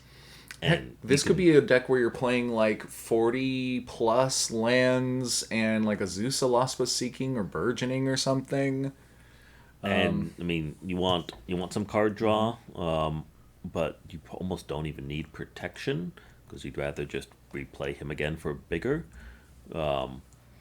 And yeah, if it's just dump lands from your hand and play cards that let you dump lands from your hand, or cards that let you draw more lands, that I guess it has a good thing. It can be one of the decks that lets you not have to think very hard. And okay, it's the end of the Mm-hmm. night. I'm tired. I don't want to play the super complicated toolbox anymore. This one is simple. Or you didn't bring a deck that can keep up with this bracket. Here's this one. It has a simple game plan. You you You just don't need to. vomit lands, get as Yeah. many onto the battlefield as you can, turn this guy sideways. Yeah, I You're done. mean, it's kind of the opposite of a noob trap in a way, in that I think this guy is pretty easy to build, and he's going to be pretty good no matter what you do. But I think that he does have kind of a ceiling, and as an experienced commander player, a little boring. Yep. Sometimes I do kind of like the challenge of doing something really, really efficiently, but a lot of times that's kind of just a deck building challenge, and then once you Yeah. actually start playing it, then it gets boring anyway. I did find Teamer Sabertooth as a way of returning Mikey back to your hand, say at the end of one opponent's turn, so that you can, or sorry, post combat. That's what Yeah. you do. You attack with him, hit Replay him him for some again. He'll damage. lose You summoning return him sickness back to by your next hand, turn. yeah, and recast him so that you can attack with him every turn, having him grow a little bit every time as you get your free land drops. But even that, kind of boring. So I think I'm I'm gonna put him at the top of questionable for a different reason. I would put him in lame, except I think he's quite strong. I would put him in high potential, except I think that there isn't really any unobvious potential to unlock here.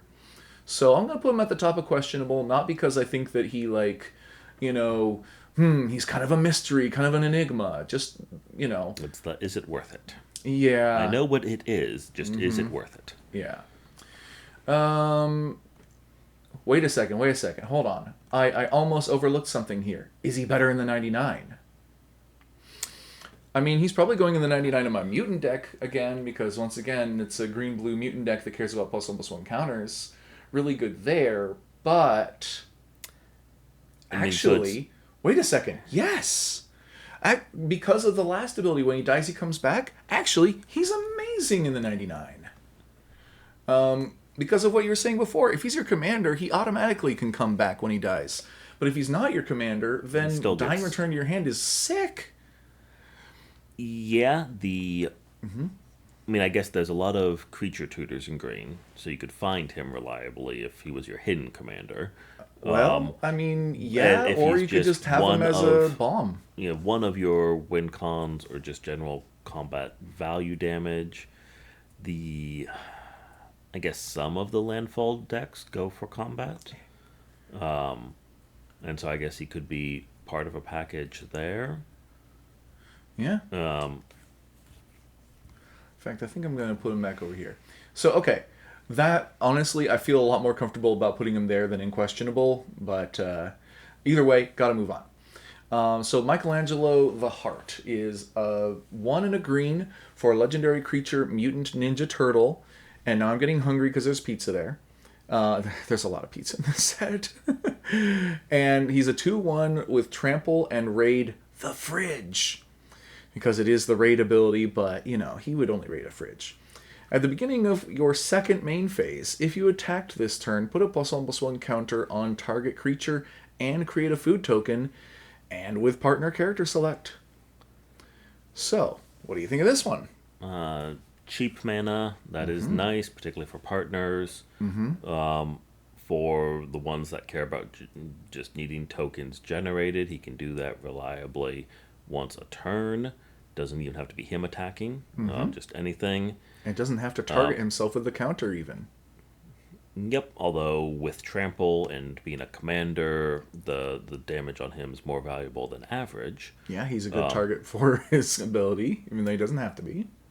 I'm still not super excited, but it has a lot of the right boxes that someone might be looking to check for one of the partner decks. I am excited by him so far more than most of the partner decks because I see this ability synergizing really well with all the others. While him coming out so early, giving you access to green, which is very flexible for getting your colors and for, doing all kinds of things with counters and food and combat and trample. There's the fact that you can also pair it up with red or pair it up with blue or something like that tells me that this guy has a lot of potential. And we saw like one of them was whenever you make a token do another thing, or you know so I actually am excited by Michelangelo. Plus he is a party dude. I think that he's going to be pretty fun. He's encouraging people to attack and then do stuff post combat, which I would encourage a lot of players to do. So yeah, I like a lot about him. And honestly, you can never really underestimate the power of a commander that comes out on turn two. Because turn one, honestly, they usually have a lot of restrictions on them. A one mana commander usually doesn't have that much potential. Three mana commanders, now you're starting to come out at a reasonable pace unless you got like a Llanowar Elf on turn one.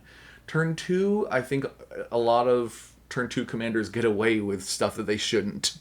Like attacking people before they have any blockers, or getting to synergize with things and become kind of crazy before people are prepared with removal and stuff.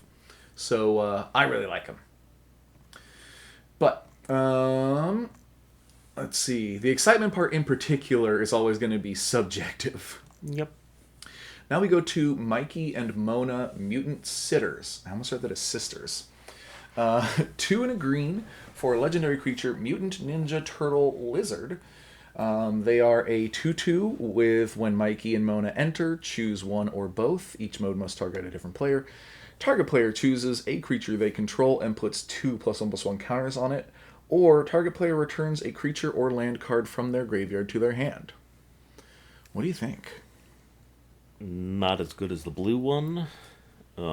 It's again only happens when they enter.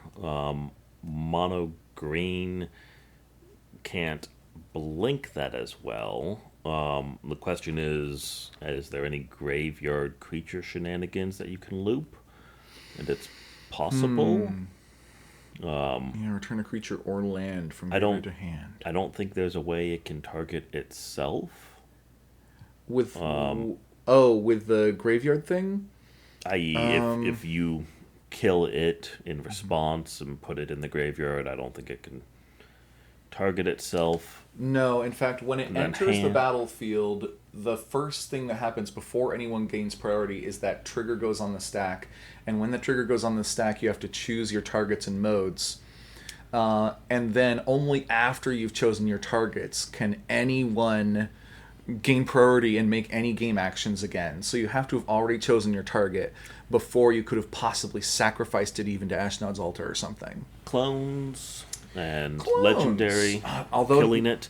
Actually, in green, you don't have many options To like be that. in the 99 then. Yeah. But even then, you get the creature to hand and have to spend the mana to bring it back. And so that's not the best loop you could have. And yeah, so getting the land back, not super useful. Yeah, the +1/+1 counters, again, not super useful. The only real thing I'm seeing is Toolbox and Sisay. It's a cheap 3 mana thing to tutor up to get that more important thing that died. Okay. But even there, I'm not sure it's worth it. Yeah, I mean, so if you mostly just ignore the fact that you can give a bonus to one of your opponents, which I guess you do have to consider at some point. If you really want to play this as your commander, It's you a do need to potential start to upside. thinking about the diplomacy element of it. But strategically, I think we can leave that aside for now. So it can be a 3 mana 4/4, which is above rate, but vanilla. Yeah. And there's almost no reason to play a vanilla commander. Nope. There are some +1/+1 counter synergies, of course, but this is not a very exciting one. Yeah. And the alternative is you're playing it kind of as an Eternal Witness, although it doesn't have quite the flexibility of Eternal Witness, because Eternal Witness can return any card from your graveyard to your hand. Has one more toughness, but it's the same mana value to return a card from your graveyard to your hand. Is Eternal Witness in the command zone good? Well, I mean, I think that the best Eternal Witness decks are not mono green. Yeah.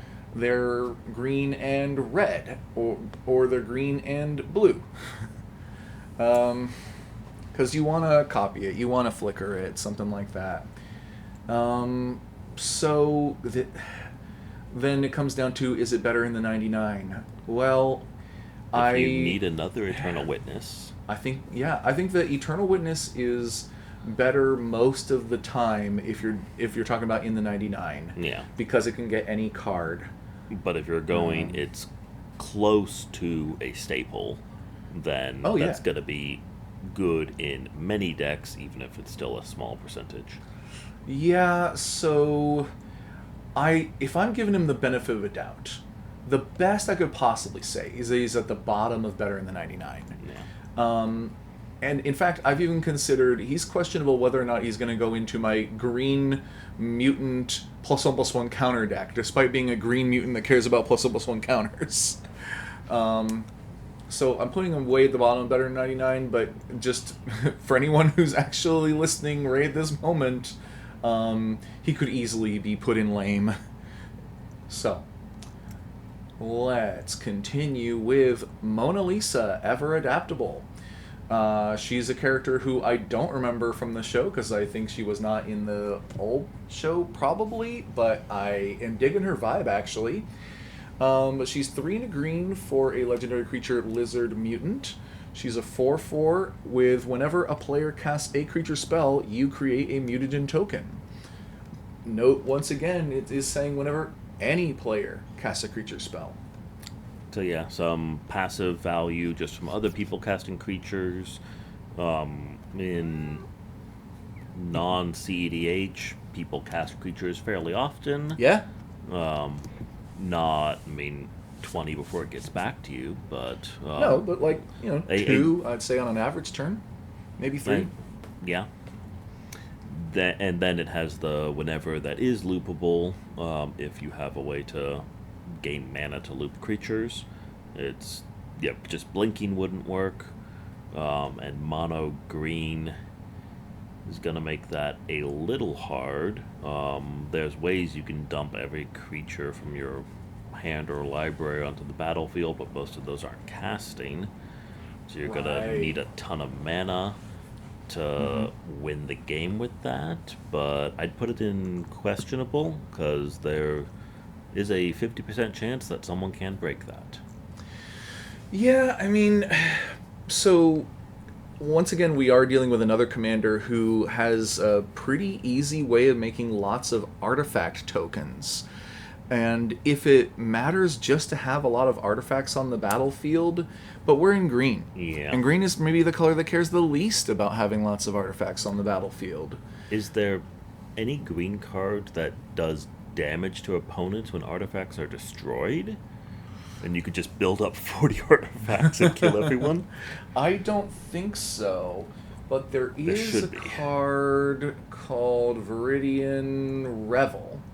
Whenever an artifact is put into an opponent's graveyard from the battlefield, you may draw a card. Dang it. Okay. Well, give away all the mutagen tokens first.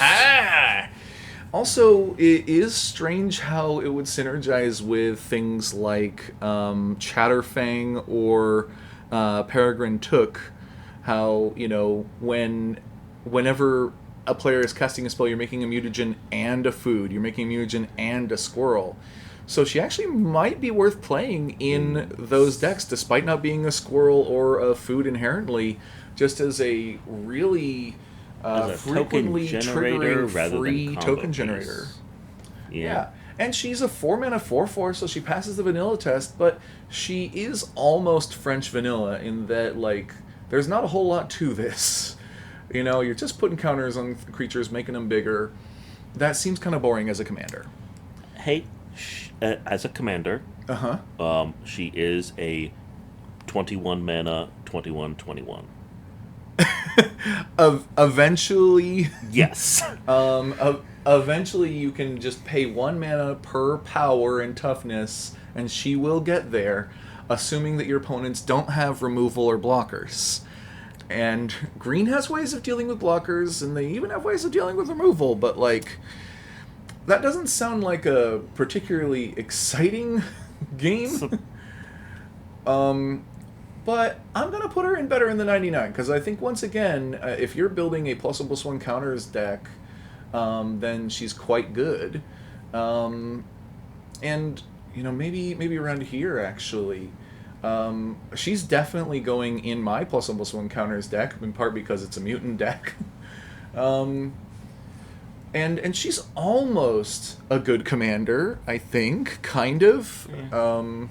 In that the rate is pretty good, but the benefit is not that uh, flexible, I guess. Anyway, need to keep moving. Raphael, tag team tough. He's 4 and double red, so 6 total for a legendary creature mutant ninja turtle, who is a 5/6 with menace. And whenever Raphael deals combat damage to a player for the first time each turn, untap all attacking creatures. After this combat phase, there is an additional combat phase. So, what do you think of this one? It's one more good extra combat card. A little more expensive than many of them, but there's not so many that you can have too many in a deck that wants them. As a commander, I'm not sure if it's breakable. Oh, It is lets you untap um, all, and does it go infinite with Splinter Twin? Because I... gains haste. No, because of the That's legend rule. Oh, you get a new one each time. Yeah, my thinking was you do one combat with Raphael, untap it, and Replace then you it. can tap it to make a copy of it, get another combat, you know, because then it's a new Raphael dealing combat damage to that player for the first time. The Yeah. problem is the legend rule would force you to sacrifice one of them, and if you sacrifice the new one, then you don't get the trigger, and if you sacrifice the old one, then you don't have the Splinter Twin on it anymore. Um, Yeah. so that doesn't do it. In more colors than just mono red, there might be a way to break it. And Does Helm of the Host do it? Oh, yeah, actually, yeah, I think it does. Because you can have this attached to Raphael. At the beginning of combat, you'll make a copy of Raphael that's not legendary and has haste, so you attack with both of them. You can trigger 2 additional combats, and at the beginning of each of those combats, you'll make a new Raphael. So every combat, you'll have a new Raphael with haste. So as long as you can keep hitting somebody with a 5/6 menace, then you can take infinite combats with Helm of the Host. how does he compare to Godo? Godo finds the helm. So yeah, um, So, although Godo does so need a little bit more setup because I think you inconsistent still have to Godo, pay the equip cost, but so it's one major step down from Godo. but fair. Oh, Granted, fair Godo? granted, if you start Rule Zero with "This is fair Godo," I don't think people will be as fair as you would Oh, there you go. like to you. So just so people know, the Godo we're referring to is a 6 mana 3/3. When it enters, you go find an equipment and put it on the battlefield, and then when he attacks for the first time, you untap it and all samurai you control and get an extra combat phase. And if you've got Helm of the Host on him, every new combat phase, you get a new Godo that will trigger extra combats, and so you get infinite combats with Helm of the Host. And he tutors up the combo piece. You do, however, have to pay the, what, 5 mana equip cost? Yeah. So that's the only tough part. It's Yeah. and this is similarly Raphael's costed a little bit more, bigger and then evasion built in. although not great evasion, and you have to Yeah, I pay mean the he four does need to extra. hit the person when Godo doesn't, but he's a True. much better body to do that with. Although I'm throwing two jump blockers or even two valuable creatures in front to stop an infinite combo. Yeah, I So mean, I think you can easily play a handful of cards in your deck that will like yeah, give you more guarantee evasion. no blocks on Yeah. the turn that you're ready. Although that's even more mana, so you need nine Right. plus that. Yeah. And It okay. is a much fairer Godo, but because Godo exists, people will be meaner to you than this deck probably deserves. Yeah, and most clone effects either don't work on legendary creatures. Actually, most clone effects don't work on legendary creatures unless you're playing blue. So, blue, red, maybe. So I think the only place where honestly, his ability is exciting. Yeah. And he's a fairly efficient 5/6 for 6 with Menace that can get you extra combat. So actually, he's got a lot going for him.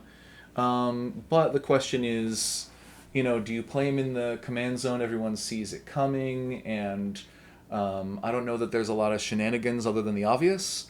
But I think he's pretty good in the 99 again. Yeah, I mean, you could just do a general combat triggers mono red deck where you're Yeah. attacking with a bunch of other things too, and not going infinite. Yeah, I mean, I have I have a few decks that like to take extra combats, and honestly, it's very powerful. It can be most of a time walk Yep. in a combat deck. So I think he's still pretty good as a pretty good way of getting extra combats in an attacking deck. Raphael the Muscle. So he's 4 and a red for a 4/4 legendary creature mutant ninja turtle with double all damage that creatures you control with counters on them would deal. Which is pretty exciting. And when Raphael enters, create a mutagen token and, of course, partner character select. So, So goes in the 99 of all combat +1/+1 counters decks that can play it. yeah. Sadly, not my mutant +1/+1 counter deck because it's green blue and he's red. And I want to feel like somebody out there at Wizard of the Coast was like, I'm going to build this insanely strong one that synergizes with his deck, but he can't play it because it's red. Yeah. The as far as a commander, And it he does have the one mutagen, so he can yeah, get one counter just all on his lonesome, and then the partner to throw somebody yeah. else So out then there too. he's doing 10 damage, and the partner lets you choose your colors. It I mean, and I guess you have the flexibility. You can build it tall or wide or well, whichever, and a mix in there. It's not. He's missing a lot of Voltron stuff, but that gives you flexibility, and you can get the Voltron stuff in the 99 if you want that. I don't. I'd have to look at all of the partner character selects at once to see if any of those work particularly great with him. A few But of them do. I mean, some of them care about when you make a token, you make another. Some care about +1/+1 counters. And I'm just gonna say I think that if I were to build a partner character select deck, my most exciting combination would probably be Raphael and Michelangelo. That I am excited by those two abilities, and then I know what the rest of the deck would be. It would just be like, +1/+1 counter shenanigans. Honestly, if I didn't already have a blue-green +1/+1 counter deck, I would build this one. So in this case, I guess I'm kind of saying hypothetically excited to try because, in fact, honestly, I'm not going to build this. But if I didn't have a similar deck already, in fact, I'm playing a green-blue deck because there's a green-blue commander who has the same name as me. That's the only reason why I'm doing it, not because he's the best. If I cared about playing the best, or what would be the most fun, I'd probably choose these two over the commander I'm currently playing. But there's just a Vorthos reason why I'm not. So, yeah. Oh, plus doubling damage on things like trampling or pinging even. Yeah. Um, yeah, there's just a lot of potential there. So now we go on to Rat King Pale Piper, who's 3 and a black for a legendary creature Rat Avatar. He's a 3/3 with Menace, and whenever Rat King or another non-token creature you control leaves the battlefield, create a 1/1 black rat creature token. And for 2, sacrifice a token and draw a card. Or, well, sacrifice a token, you draw a card. All right. So Rats. yeah, a fair amount of rat commanders in this set. Surprisingly popular tribe. Yeah. And although they usually play very similarly. A lot of rat Which- decks do play individual rat cards that you're allowed to play lots of. Yep. And so yeah, very likely to play similarly to a lot of other rat decks, and then it just probably this one over the other one. And then yeah, just if they happen to die, replaces itself. You could do, instead of rat tribal, just aristocrats for double value. Yeah. And still card draw on the commander, and that's potentially good. Still has hard to make a bracket 4 aristocrats deck without looping, and then it's just a combo deck, which makes me sad. But yeah, definitely high power potential, good strong bracket 3 deck, doing the same rat shenanigans that rat players do with card draw on the commander this time. Honestly, while I don't think that this guy is like necessarily too crazy, I think that he's quite good. 4 mana for 3/3 with 3 abilities, evasion, card draw, and token making, even though they're kind of trading one thing for another, those are all great things to have in the command zone. You can, of course, play the rat colony deck, and that would work out really, really well, because you'll have a lot of rats that only have 1 toughness, so you'll definitely take opportunities to you'll take opportunities to have them die and get replaced by token rats, and then have those die to draw cards. So, honestly, he seems like a pretty good commander, and a pretty good in the 99 of people who are already doing things like rat colony decks. Yep. One more rat colony staple.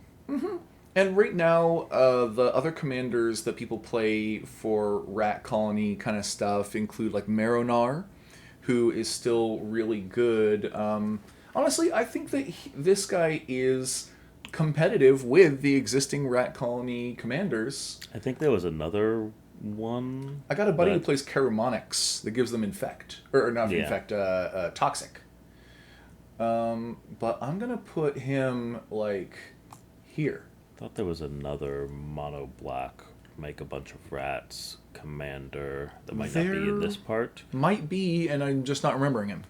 In fact, I think there is another one. Oh, in the standard legal, there's another Rat King. Yeah. In the standard legal, I think that one's a little bit better. Ninja Turtles set, and maybe it is. We'll see later. This one I think is pretty good though. Next, though, we'll go on to Ray Fillet, Wave Warrior. He's 2 and a blue for a legendary creature, Fish Mutant, because yes, phenotypically, manta rays are fish. They're some of the weirder looking fish for sure, but they're basically fish. And he's a 0/2 but he has flying and evolve. So evolve is whenever a creature you control enters. If that creature has greater power or toughness than this one, you put a +1/+1 counter on him. And then also, whenever a creature you control with a counter on it deals combat damage to a player, draw a card.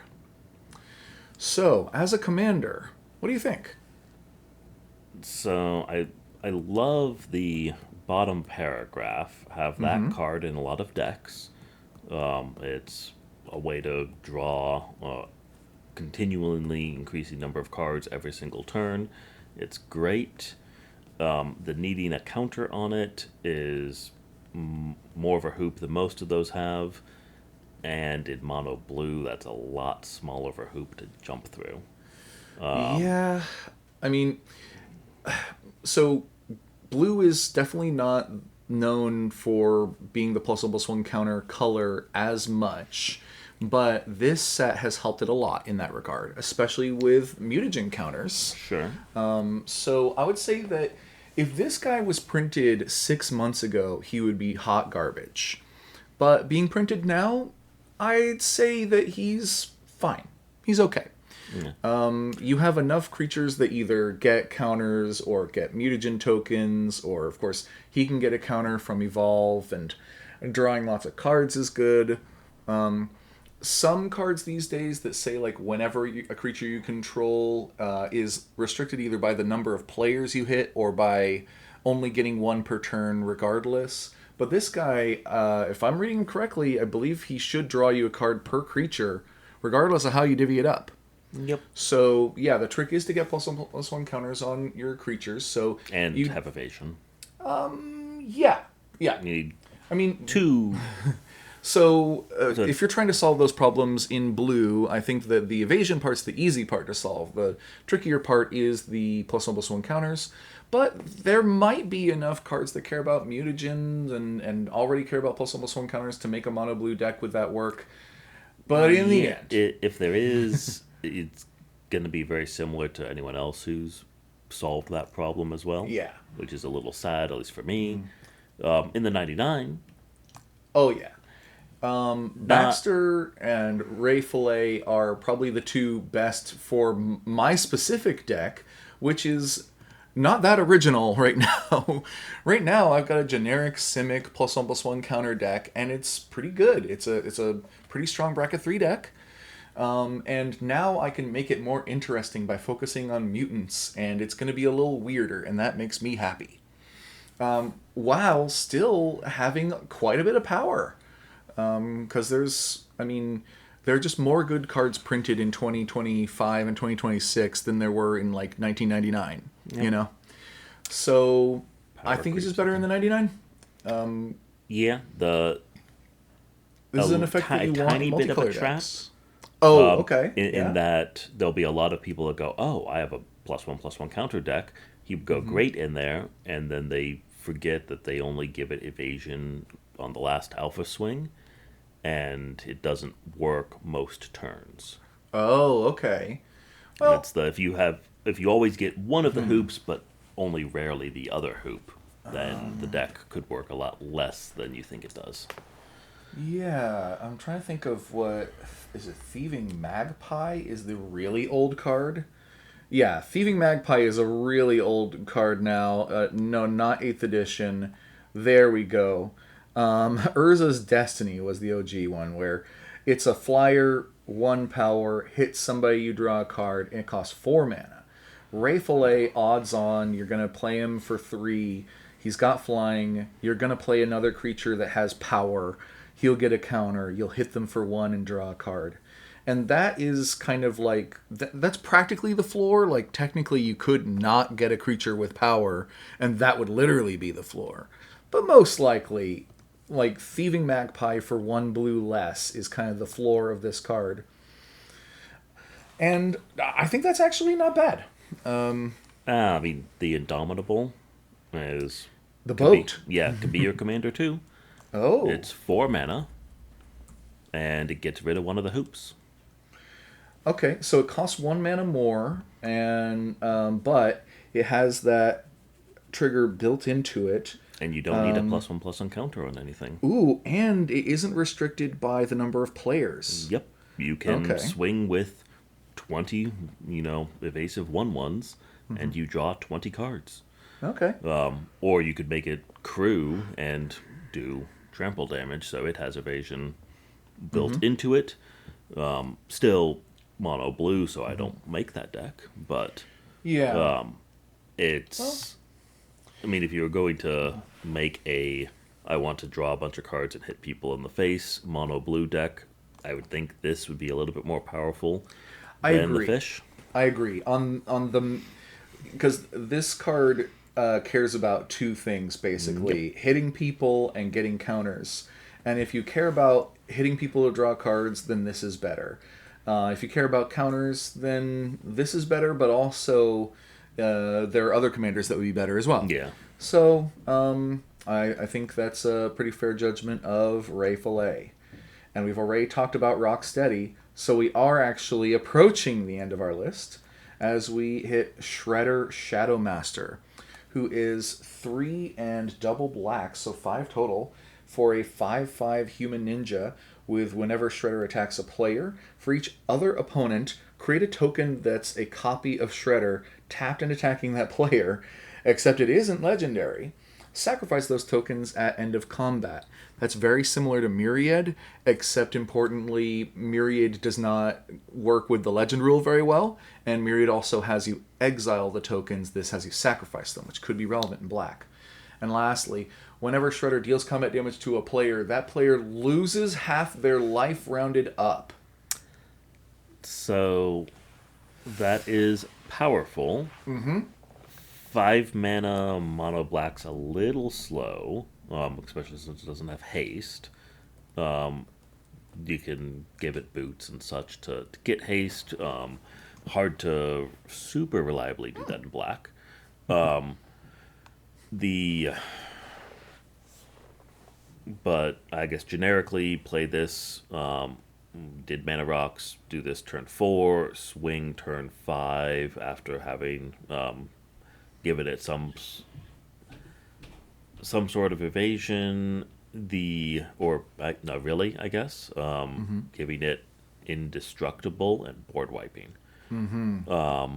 That way, you've solved the blocker's issues for everyone. Because even if you gave him trample or flying, the copies don't have that, and so Mm. they won't hit people unless they have evasion or there aren't people to block. Mm-hmm. So yeah, I guess this makes a functional, very very mean deck Oh where yeah. you board wipe and get rid of everyone's creatures, and then you get rid of half their life, and then everyone hates you, Yeah. and they gang up on you and not only kill the commander on sight every single turn after that, but also focus you down with all of their new creatures, and they, I mean, I guess Mm-hmm. it's a very feast or famine deck where either you're going to have fun or everyone else is going to have fun and you're not going to have fun. Mm-hmm. And if you're having fun, no one else is. Well, all right. I think I'm ready for my take here. I think if you go into this with the mindset of I am the Shredder, I am the supervillain, and you introduce yourself, rule zero conversation, I'm the supervillain. You can see Shredder, you can see that if he hits you, your life total is halved, and you can see that I'm attacking everybody every time he gets out. I think that you could still have a fun time, if you've prefaced it that way, because I think that what is not so fun is when people have this kind of dread realization over the course of the game that they're boned, um, and they're get bummed out by that. But and Turgid is an example where I think that one goes too far. That one's like just so much harder to deal with. But honestly, I think that you've got enough tools in Mono Black, from things that regenerate or reanimate or give indestructible at instant speed, stuff like that, killing blockers. Uh, yeah, I think that this is really cool. And honestly, I'm going to put him in excited because I would have fun doing this. So I personally know I would not have fun losing with this deck and would only have fun winning with it a very brief amount of time, Mm-hmm. and then um, would also that might even not last winning the game with it because you need Mm-hmm. to hit people what 4 or 5 times Yeah, actually, a few to times, and he doesn't have evasion, he doesn't have defense built in. You still have challenges to overcome as a deck yeah. builder and a deck player. This is not the easy win or the kind of thing that Turgrids can sometimes become once everyone like discards their hand and gives it to you. But and also I think there's a pitfall of just playing him as soon as you can get the mana. Like if you're ramping once and then getting him out on turn 4 for 5 mana and then pass the turn with no mana up, that's The probably second either game he's dead. wrong or you're doing a coin toss at that point. Yeah. People in theory would know that he's coming. If they're paying attention, they know that he's coming and when, and know how hard it's gonna hit them if they can't block. I mean And the so first he's game when they have practically a kill on sight commander. yeah. Mm-hmm. Yeah, I mean, first game when I have blockers and they don't know that he puts 15 board wipes in the deck, um, then they could go, okay, Mm-hmm. I can block for a couple turns, I can Mm-hmm. kill it next turn. It's fine to leave, and then after they've seen him hit reliably, they go, okay, yeah, I guess Mm-hmm. I have blockers now, but that just means I need to kill him now, Yep. so I can keep the blockers. Well, I think that this. I'm actually gonna brainstorm this one, and I could have fun. I could see myself having fun with it as the supervillain deck. I will prepare counter spells. You better. Next, we have Splinter, Aging Champion. He's 2 and a white for a legendary creature, Mutant Ninja Rat. When Splinter enters, destroy up to one target tapped creature. Ooh, you're born killin'. And when Splinter leaves the battlefield, you and another target player each draw a card. He must be from that team up deck. So what do you think? Uh, so it has a loopable draw card ability. Oh yeah, Mono white was the blink color, so you can't do it. yeah. There's other ways to do that too already that Mm-hmm. are better. The I mean that may be as creature removal in Sisay as a very narrow silver bullet. Um, but yeah, I think the that style of deck has, I mean, been done a lot. Mm-hmm. And I guess if you either really like something specific about him, or just haven't built that yet, he's another opportunity to do that. If you've already built one of those decks, not a huge chance that you'd switch your commander to him. So this is interesting because I think I'm very mild on him. So on the one hand, if you have a commander that like when it enters, it destroys something, your opponents are going to see it coming. But how do you play around not tapping a creature? No, Splinter is going to kill somebody every time he comes out. And when he leaves the battlefield, you and another player draw a card. So actually, friendly card draw there.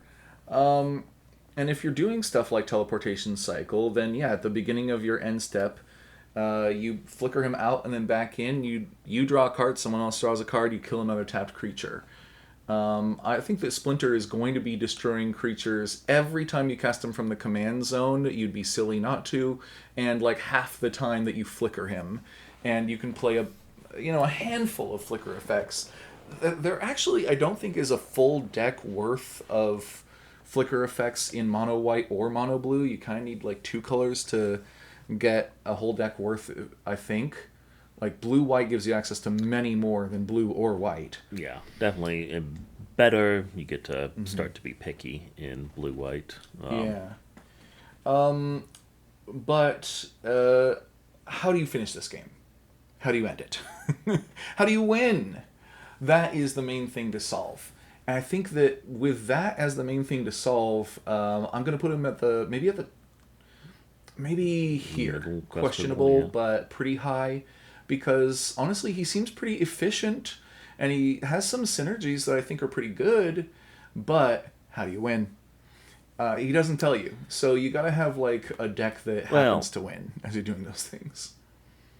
what is the? I mean, a whole bunch of mono white champions, or what's the fell something Yeah, champions. that has the other wording for that? Or maybe I.e., there's the like Behold is the new well, thing.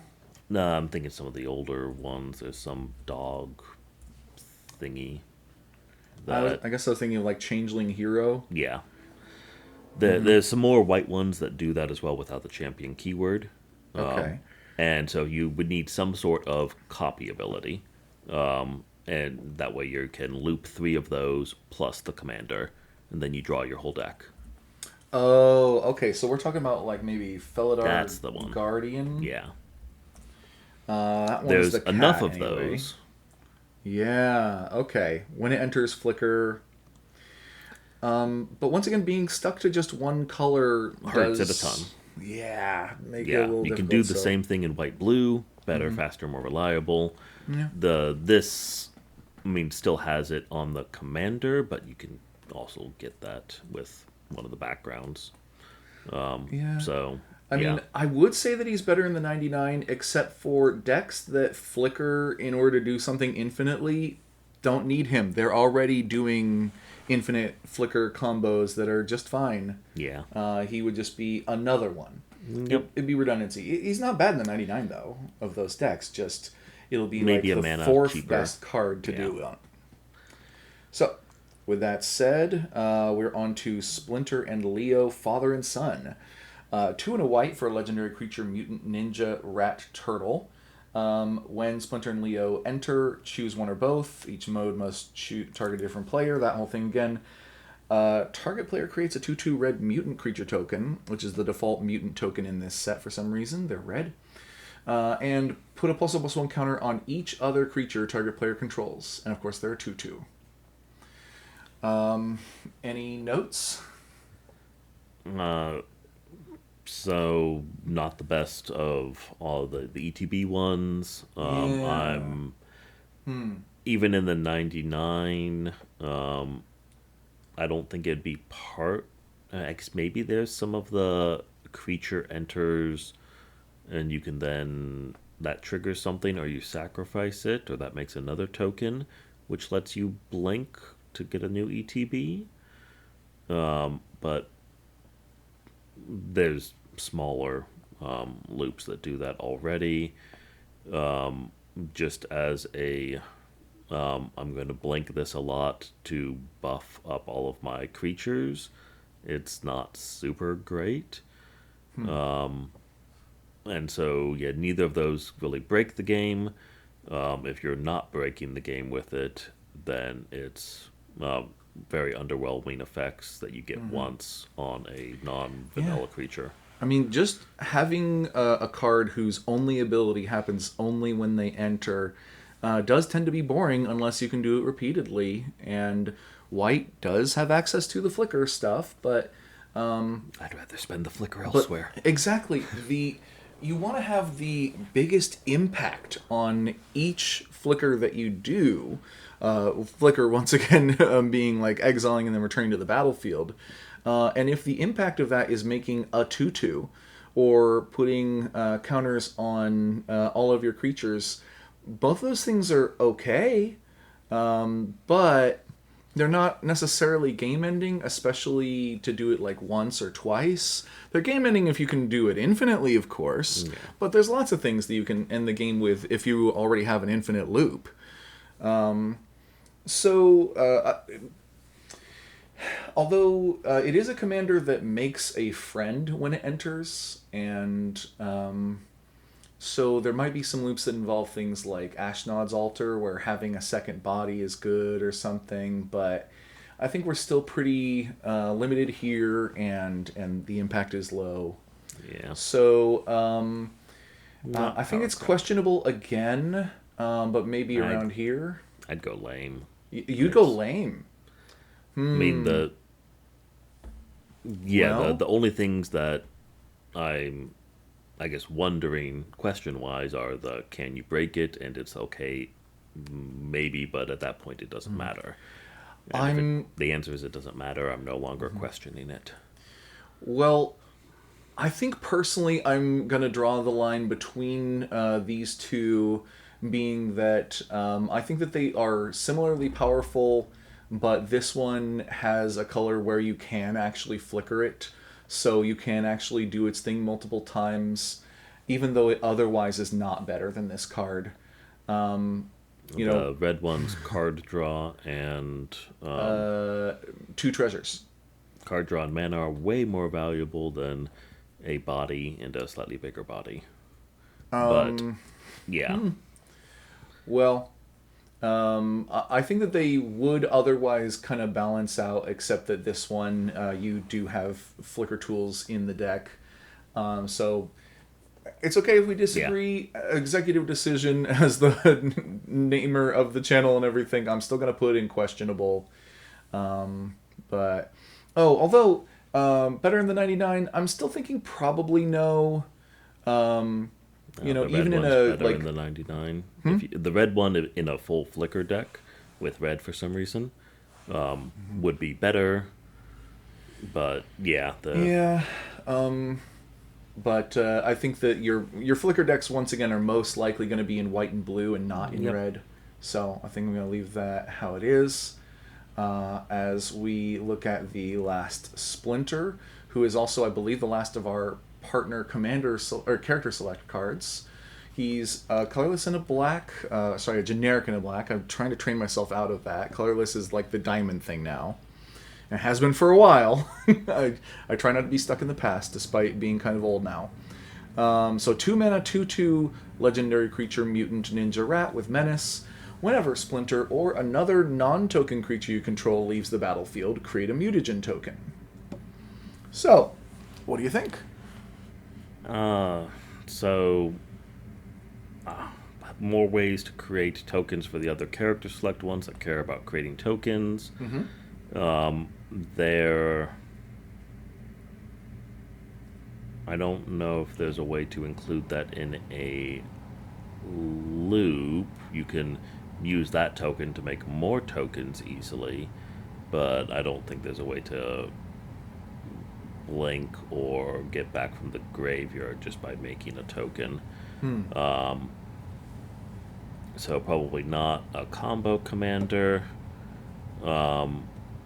If so, mostly useful for it gives generic combat power to whatever other partner deck you're making, and it gives you black if you happen to want black in particular.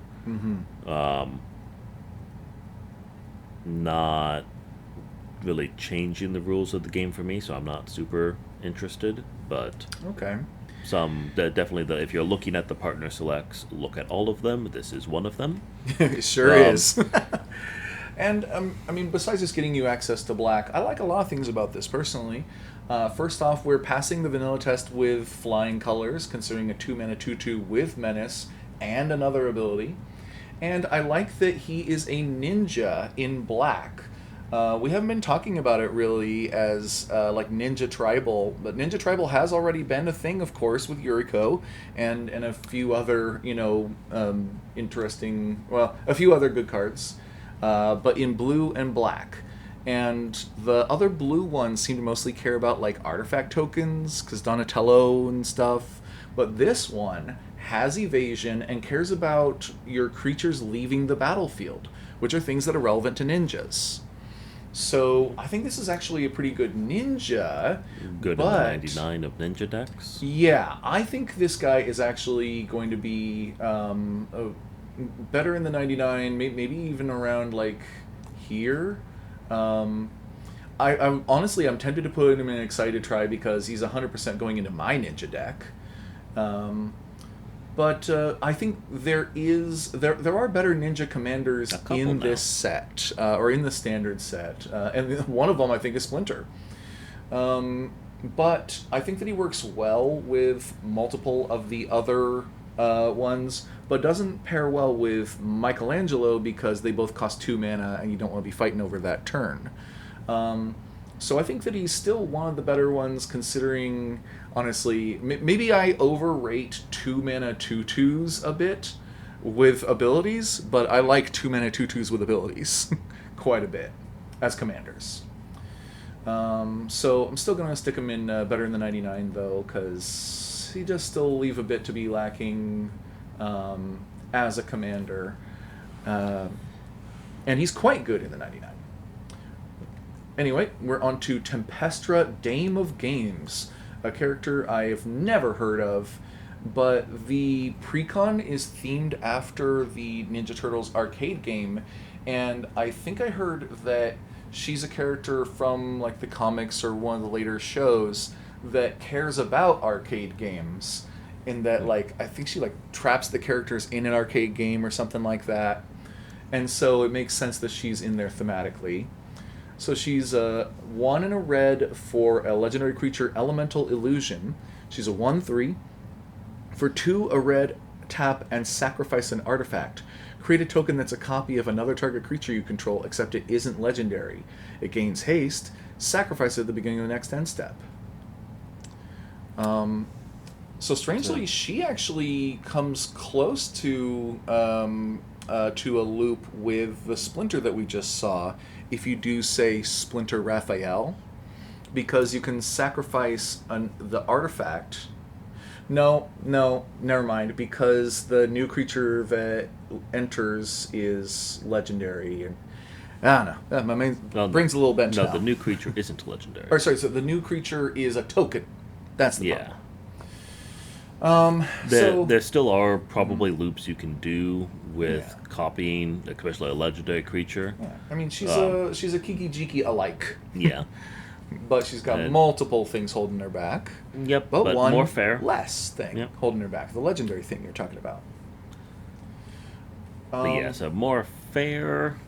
Still same as the fair Godo of you're going to have some bad games because people will relate it to the broken card and give you more heat than you deserve. But Yeah. You know, there- like Kiki Jiki is. I'm still kind of planting my flag. My favorite card in Magic ever, and it's mostly known as a combo card. But I played it for a long time also as a toolbox card, where I just played lots of creatures that I wanted to make copies of. And as Magic has gone on, they've been printing more and more legends, and Kiki Jiki doesn't work on legends. yeah, this could be a good. This one does. However, you have to pay 2 and a red and sacrifice an artifact. And Kiki Jiki has haste and this doesn't. So this has many, many more hurdles. It does come out earlier though. Can almost can like you overcome haste. the earlier? Can you overcome the hurdles by the fact that it comes out on turn 2? If you can, I think people will kill her. That when they see the other combo pieces show up, they'll be like, "Oh, time to die." I'll be like, "Well, shucks." Yeah. I still needed like 3 things for her to be really good. If So, you're playing it against people that have never seen Kiki Jiki and you're making a bracket 2 version that's just toolboxy, that's a thing you probably could achieve and you Yep. could potentially have fun games with. Even if you just did big stompy, doubling value for 3 mana a turn isn't horrible. But You know yeah, what? it's definitely a deck that will take some extra steps to make work. Every Those could time be I very think fun of steps. every time I think of something that would be fun to do with her, I find another hurdle here where I'm like, sacrifice an artifact. That is such a big drawback because you want to be copying creatures, but you have to have a deck that includes ways of making plenty of artifacts. So do you play lots of artifact creatures? Well, you've still got a problem of the 3 mana, and you've still got a problem of the tapping thing. So in order to do it more than once, you have to find ways of untapping her, but then there's the mana. So I think no matter what you do, you're going to either find this is like a 4-card combo, or it's a toolbox where you're often missing a piece, or maybe you're doing a kind of lame artifact creature deck that's mono red. Um, honestly, I'm mm, I'm debating between questionable and lame. Low end of questionable. I'm The gonna put her at the bottom of questionable because she does. I mean, copying things can still be fun. You can copy a dragon. Ha! You can copy some kind of giant, a golem. I don't know, a big old elemental or something. Cool. Enters triggers can be powerful. The body can be powerful. You can copy legends. That could be fun. Maybe I don't know. You copy like Raphael and get multiple Raphaels hitting people for multiple extra combats. Except, good luck doing that very often when you have to sacrifice artifacts um, and pay a bunch of mana. So I don't know. there's lots of treasures in red, but yeah, Mm-hmm. it has drawbacks if you can find a way to reliably overcome a lot of them. You Mm-hmm. can get to almost Kiki Jiki levels, and that could be very fun if you find a way to overcome them reliably at greater Mm-hmm. cost. It can create a fair Kiki Jiki, which is a useful thing to exist. So just note here again that this is another card that is really borderline lame with me at least. In part because I'm bummed at how it's not a not a very good Kiki Jiki. It might work though. And finally, we're on to the last new legend from the Eternal set, Toka and Razar Unsupervised. They're from the second live action movie. And yes, it's true. They're not stupid, they're infants. They're a legendary creature, turtle wolf mutant. I don't know why that was hard to say. They're a 3/3 for 3 with first strike, and whenever another non token creature you control leaves the battlefield, put a +1/+1 counter on Toka and Razar, and create a treasure token. This ability triggers only once each turn. Ooh, That caps it. almost did some nutty stuff there. Yep. Um, non token creature leaves. Well, so leaves, a lot of time that's going to be dice. Yeah, In but red, it's even if they, probably dice. Whether they're but even sacrificed if or. someone swords to plowshares it, Oh, yeah, yeah. then you still get the trigger. Mm-hmm. But yeah, there might be an aggro deck here where you just have a bunch of cheap red creatures that you don't care if they trade with your opponents, and then you keep trading and benefiting the whole time.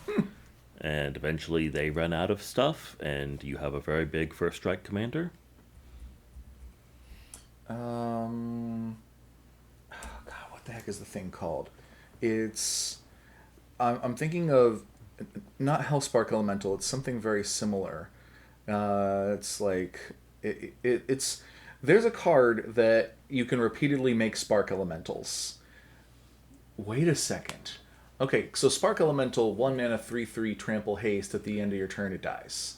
Bummer, but you get a treasure, so okay, interesting. And you also make Toka and Razar bigger, and they're first strike and already, passing the vanilla test and everything. Okay. Then there's that, it's a spell shaper that makes these spark things. It's from like But those are Future Sight. tokens, Oh, there. Oh, which doesn't work. okay. Doesn't work. Doesn't work. But just Okay. just cheap aggro red creatures. Oh, and you know what? Kiki Jiki doesn't work either because that's still making tokens. Huh. You have to do more fair aggro, but just Yeah. fair aggro. Okay. All right. What about ball lightning? I think that there are people out there to this day who are still trying to find a commander deck where you could play ball lightning with a straight face. As a 3 red 6/1 with trample, haste, and at the beginning of your end step, sacrifice it. Um, What's the timing on his? whenever another one leaves the battlefield, Okay, so end step would work. and then just once per turn. Yeah, it doesn't matter when, but just once per turn. You could have some phoenixes in there, I guess, as those are often non-token creatures in red that die and come back. Yeah, Even and it would work for blockers too, although you probably want Yeah, aggro. yeah. In fact, losing a creature on the attack and losing a creature on the block It's would be twice. ideal. Yeah. Squee could go in here. Yeah. We're familiar with various versions of Squee, I think. Like this is the OG Squee. 3 mana 1/1 in red. At the beginning of your upkeep, you may return Squee from your graveyard to your hand. So he dies and comes back, and you get a counter, and you get a treasure every time. Oh my god, no, I know where it goes best now. Norin. Now the Norin the Wary. Whenever anyone casts a spell or attacks, exile him and then return to the battlefield the next turn. So, he better in the 99 or Norn better in him? okay, I think Norin the Wary is already a slightly popular commander, and so I both is kind of the Yeah. answer. But Norin the Wary as a commander is kind of solved. If you haven't seen it before, it's pretty wild. But you might pretty quickly realize that actually he's kind of bracket 4 all the time. Like if you know what you're doing, Norin the Wary is strangely bracket 4. Because like whenever he leaves or enters, you're going to trigger something, and it's going to happen every turn. You're going to just it's only 1 mana. It's super reliable in red of all things. So this actually might be a pretty fun commander to throw in some cards like we just shown you, including Norn the Wary, as one of the wildest ones who's going to die and come back and die. Well, exile and come back and exile and come back all the time, triggering this a lot. So I think that we've found enough stuff, and it's interesting enough that I'm willing to put this guy maybe at the bottom of high potential. Sure. Yeah, I mean, getting a treasure is a pretty good payoff. Making your 3/3 first striker for 3 go up from there is also a pretty good payoff. And then there's probably a lot of things you could play alongside it and have them die that you wouldn't feel too bad about. You could do some Blitz stuff. You remember Blitz? Yep. Yeah, from like Henzi. You could put him in the Henzi deck. Um, Okay. Yeah, very much borderline on whether he's better in the 99 or not, but that's why I'm putting him. And that completes our list. So you can finally get ready to go to bed because these videos take a long time. I'm glad that we found a few that we're genuinely excited for, even though I think Irma might be the only one in this deck that you are likely to actually build a deck around. Shredder's the only one that I'm actually likely to. I think that Michelangelo, Raphael, and Splinter some combination of them might make a good character select deck. Although really, any combination of them will be pretty good. Leonardo is the only one who turns it all the way back into a 5-color deck, and so Heroes in a Half Shell compete with it directly. But and Casey and Raph is the only one that I couldn't find that we together couldn't find any justification for. The closest thing we could come up with was better in the 99 of a flicker deck that includes red, and I'm not sure those exist. So I think this time we fought pretty hard to get cards not into lame, and Casey and Raph still found a way. Not that the effect is bad, but that it's still just not worth playing it, honestly. Yeah. So that said, half of these come in one commander deck, and that's impressive, and the other half come in one bundle that you can get for about $50.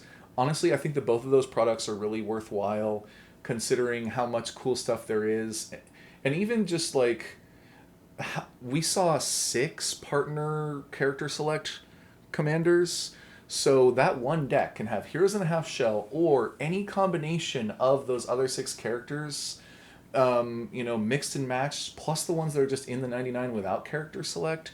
So I just think that they're a good value for how much interesting stuff is in there that you can build with. And I think I'll let that be kind of our final word here. A lot of people are, highly criticizing Ninja Turtles this set, and they are saying that they're going to skip it and stuff like that. And honestly, fine. Just don't yuck my yum. I'm going to have a lot of fun with this set. I enjoy the whimsy, and I think that it is better designed and more fun than the Spider-Man set was. You do kind of directly compare them because they're both set in New York, and they both came out Yeah. less than a year apart. But I think this is by far the better set, even just looking at the Commander deck so far. But look forward to part 2 where we start to cover the standard set. This is going to take a long time. Yep. With that, I will actually sign off. Take care, everybody.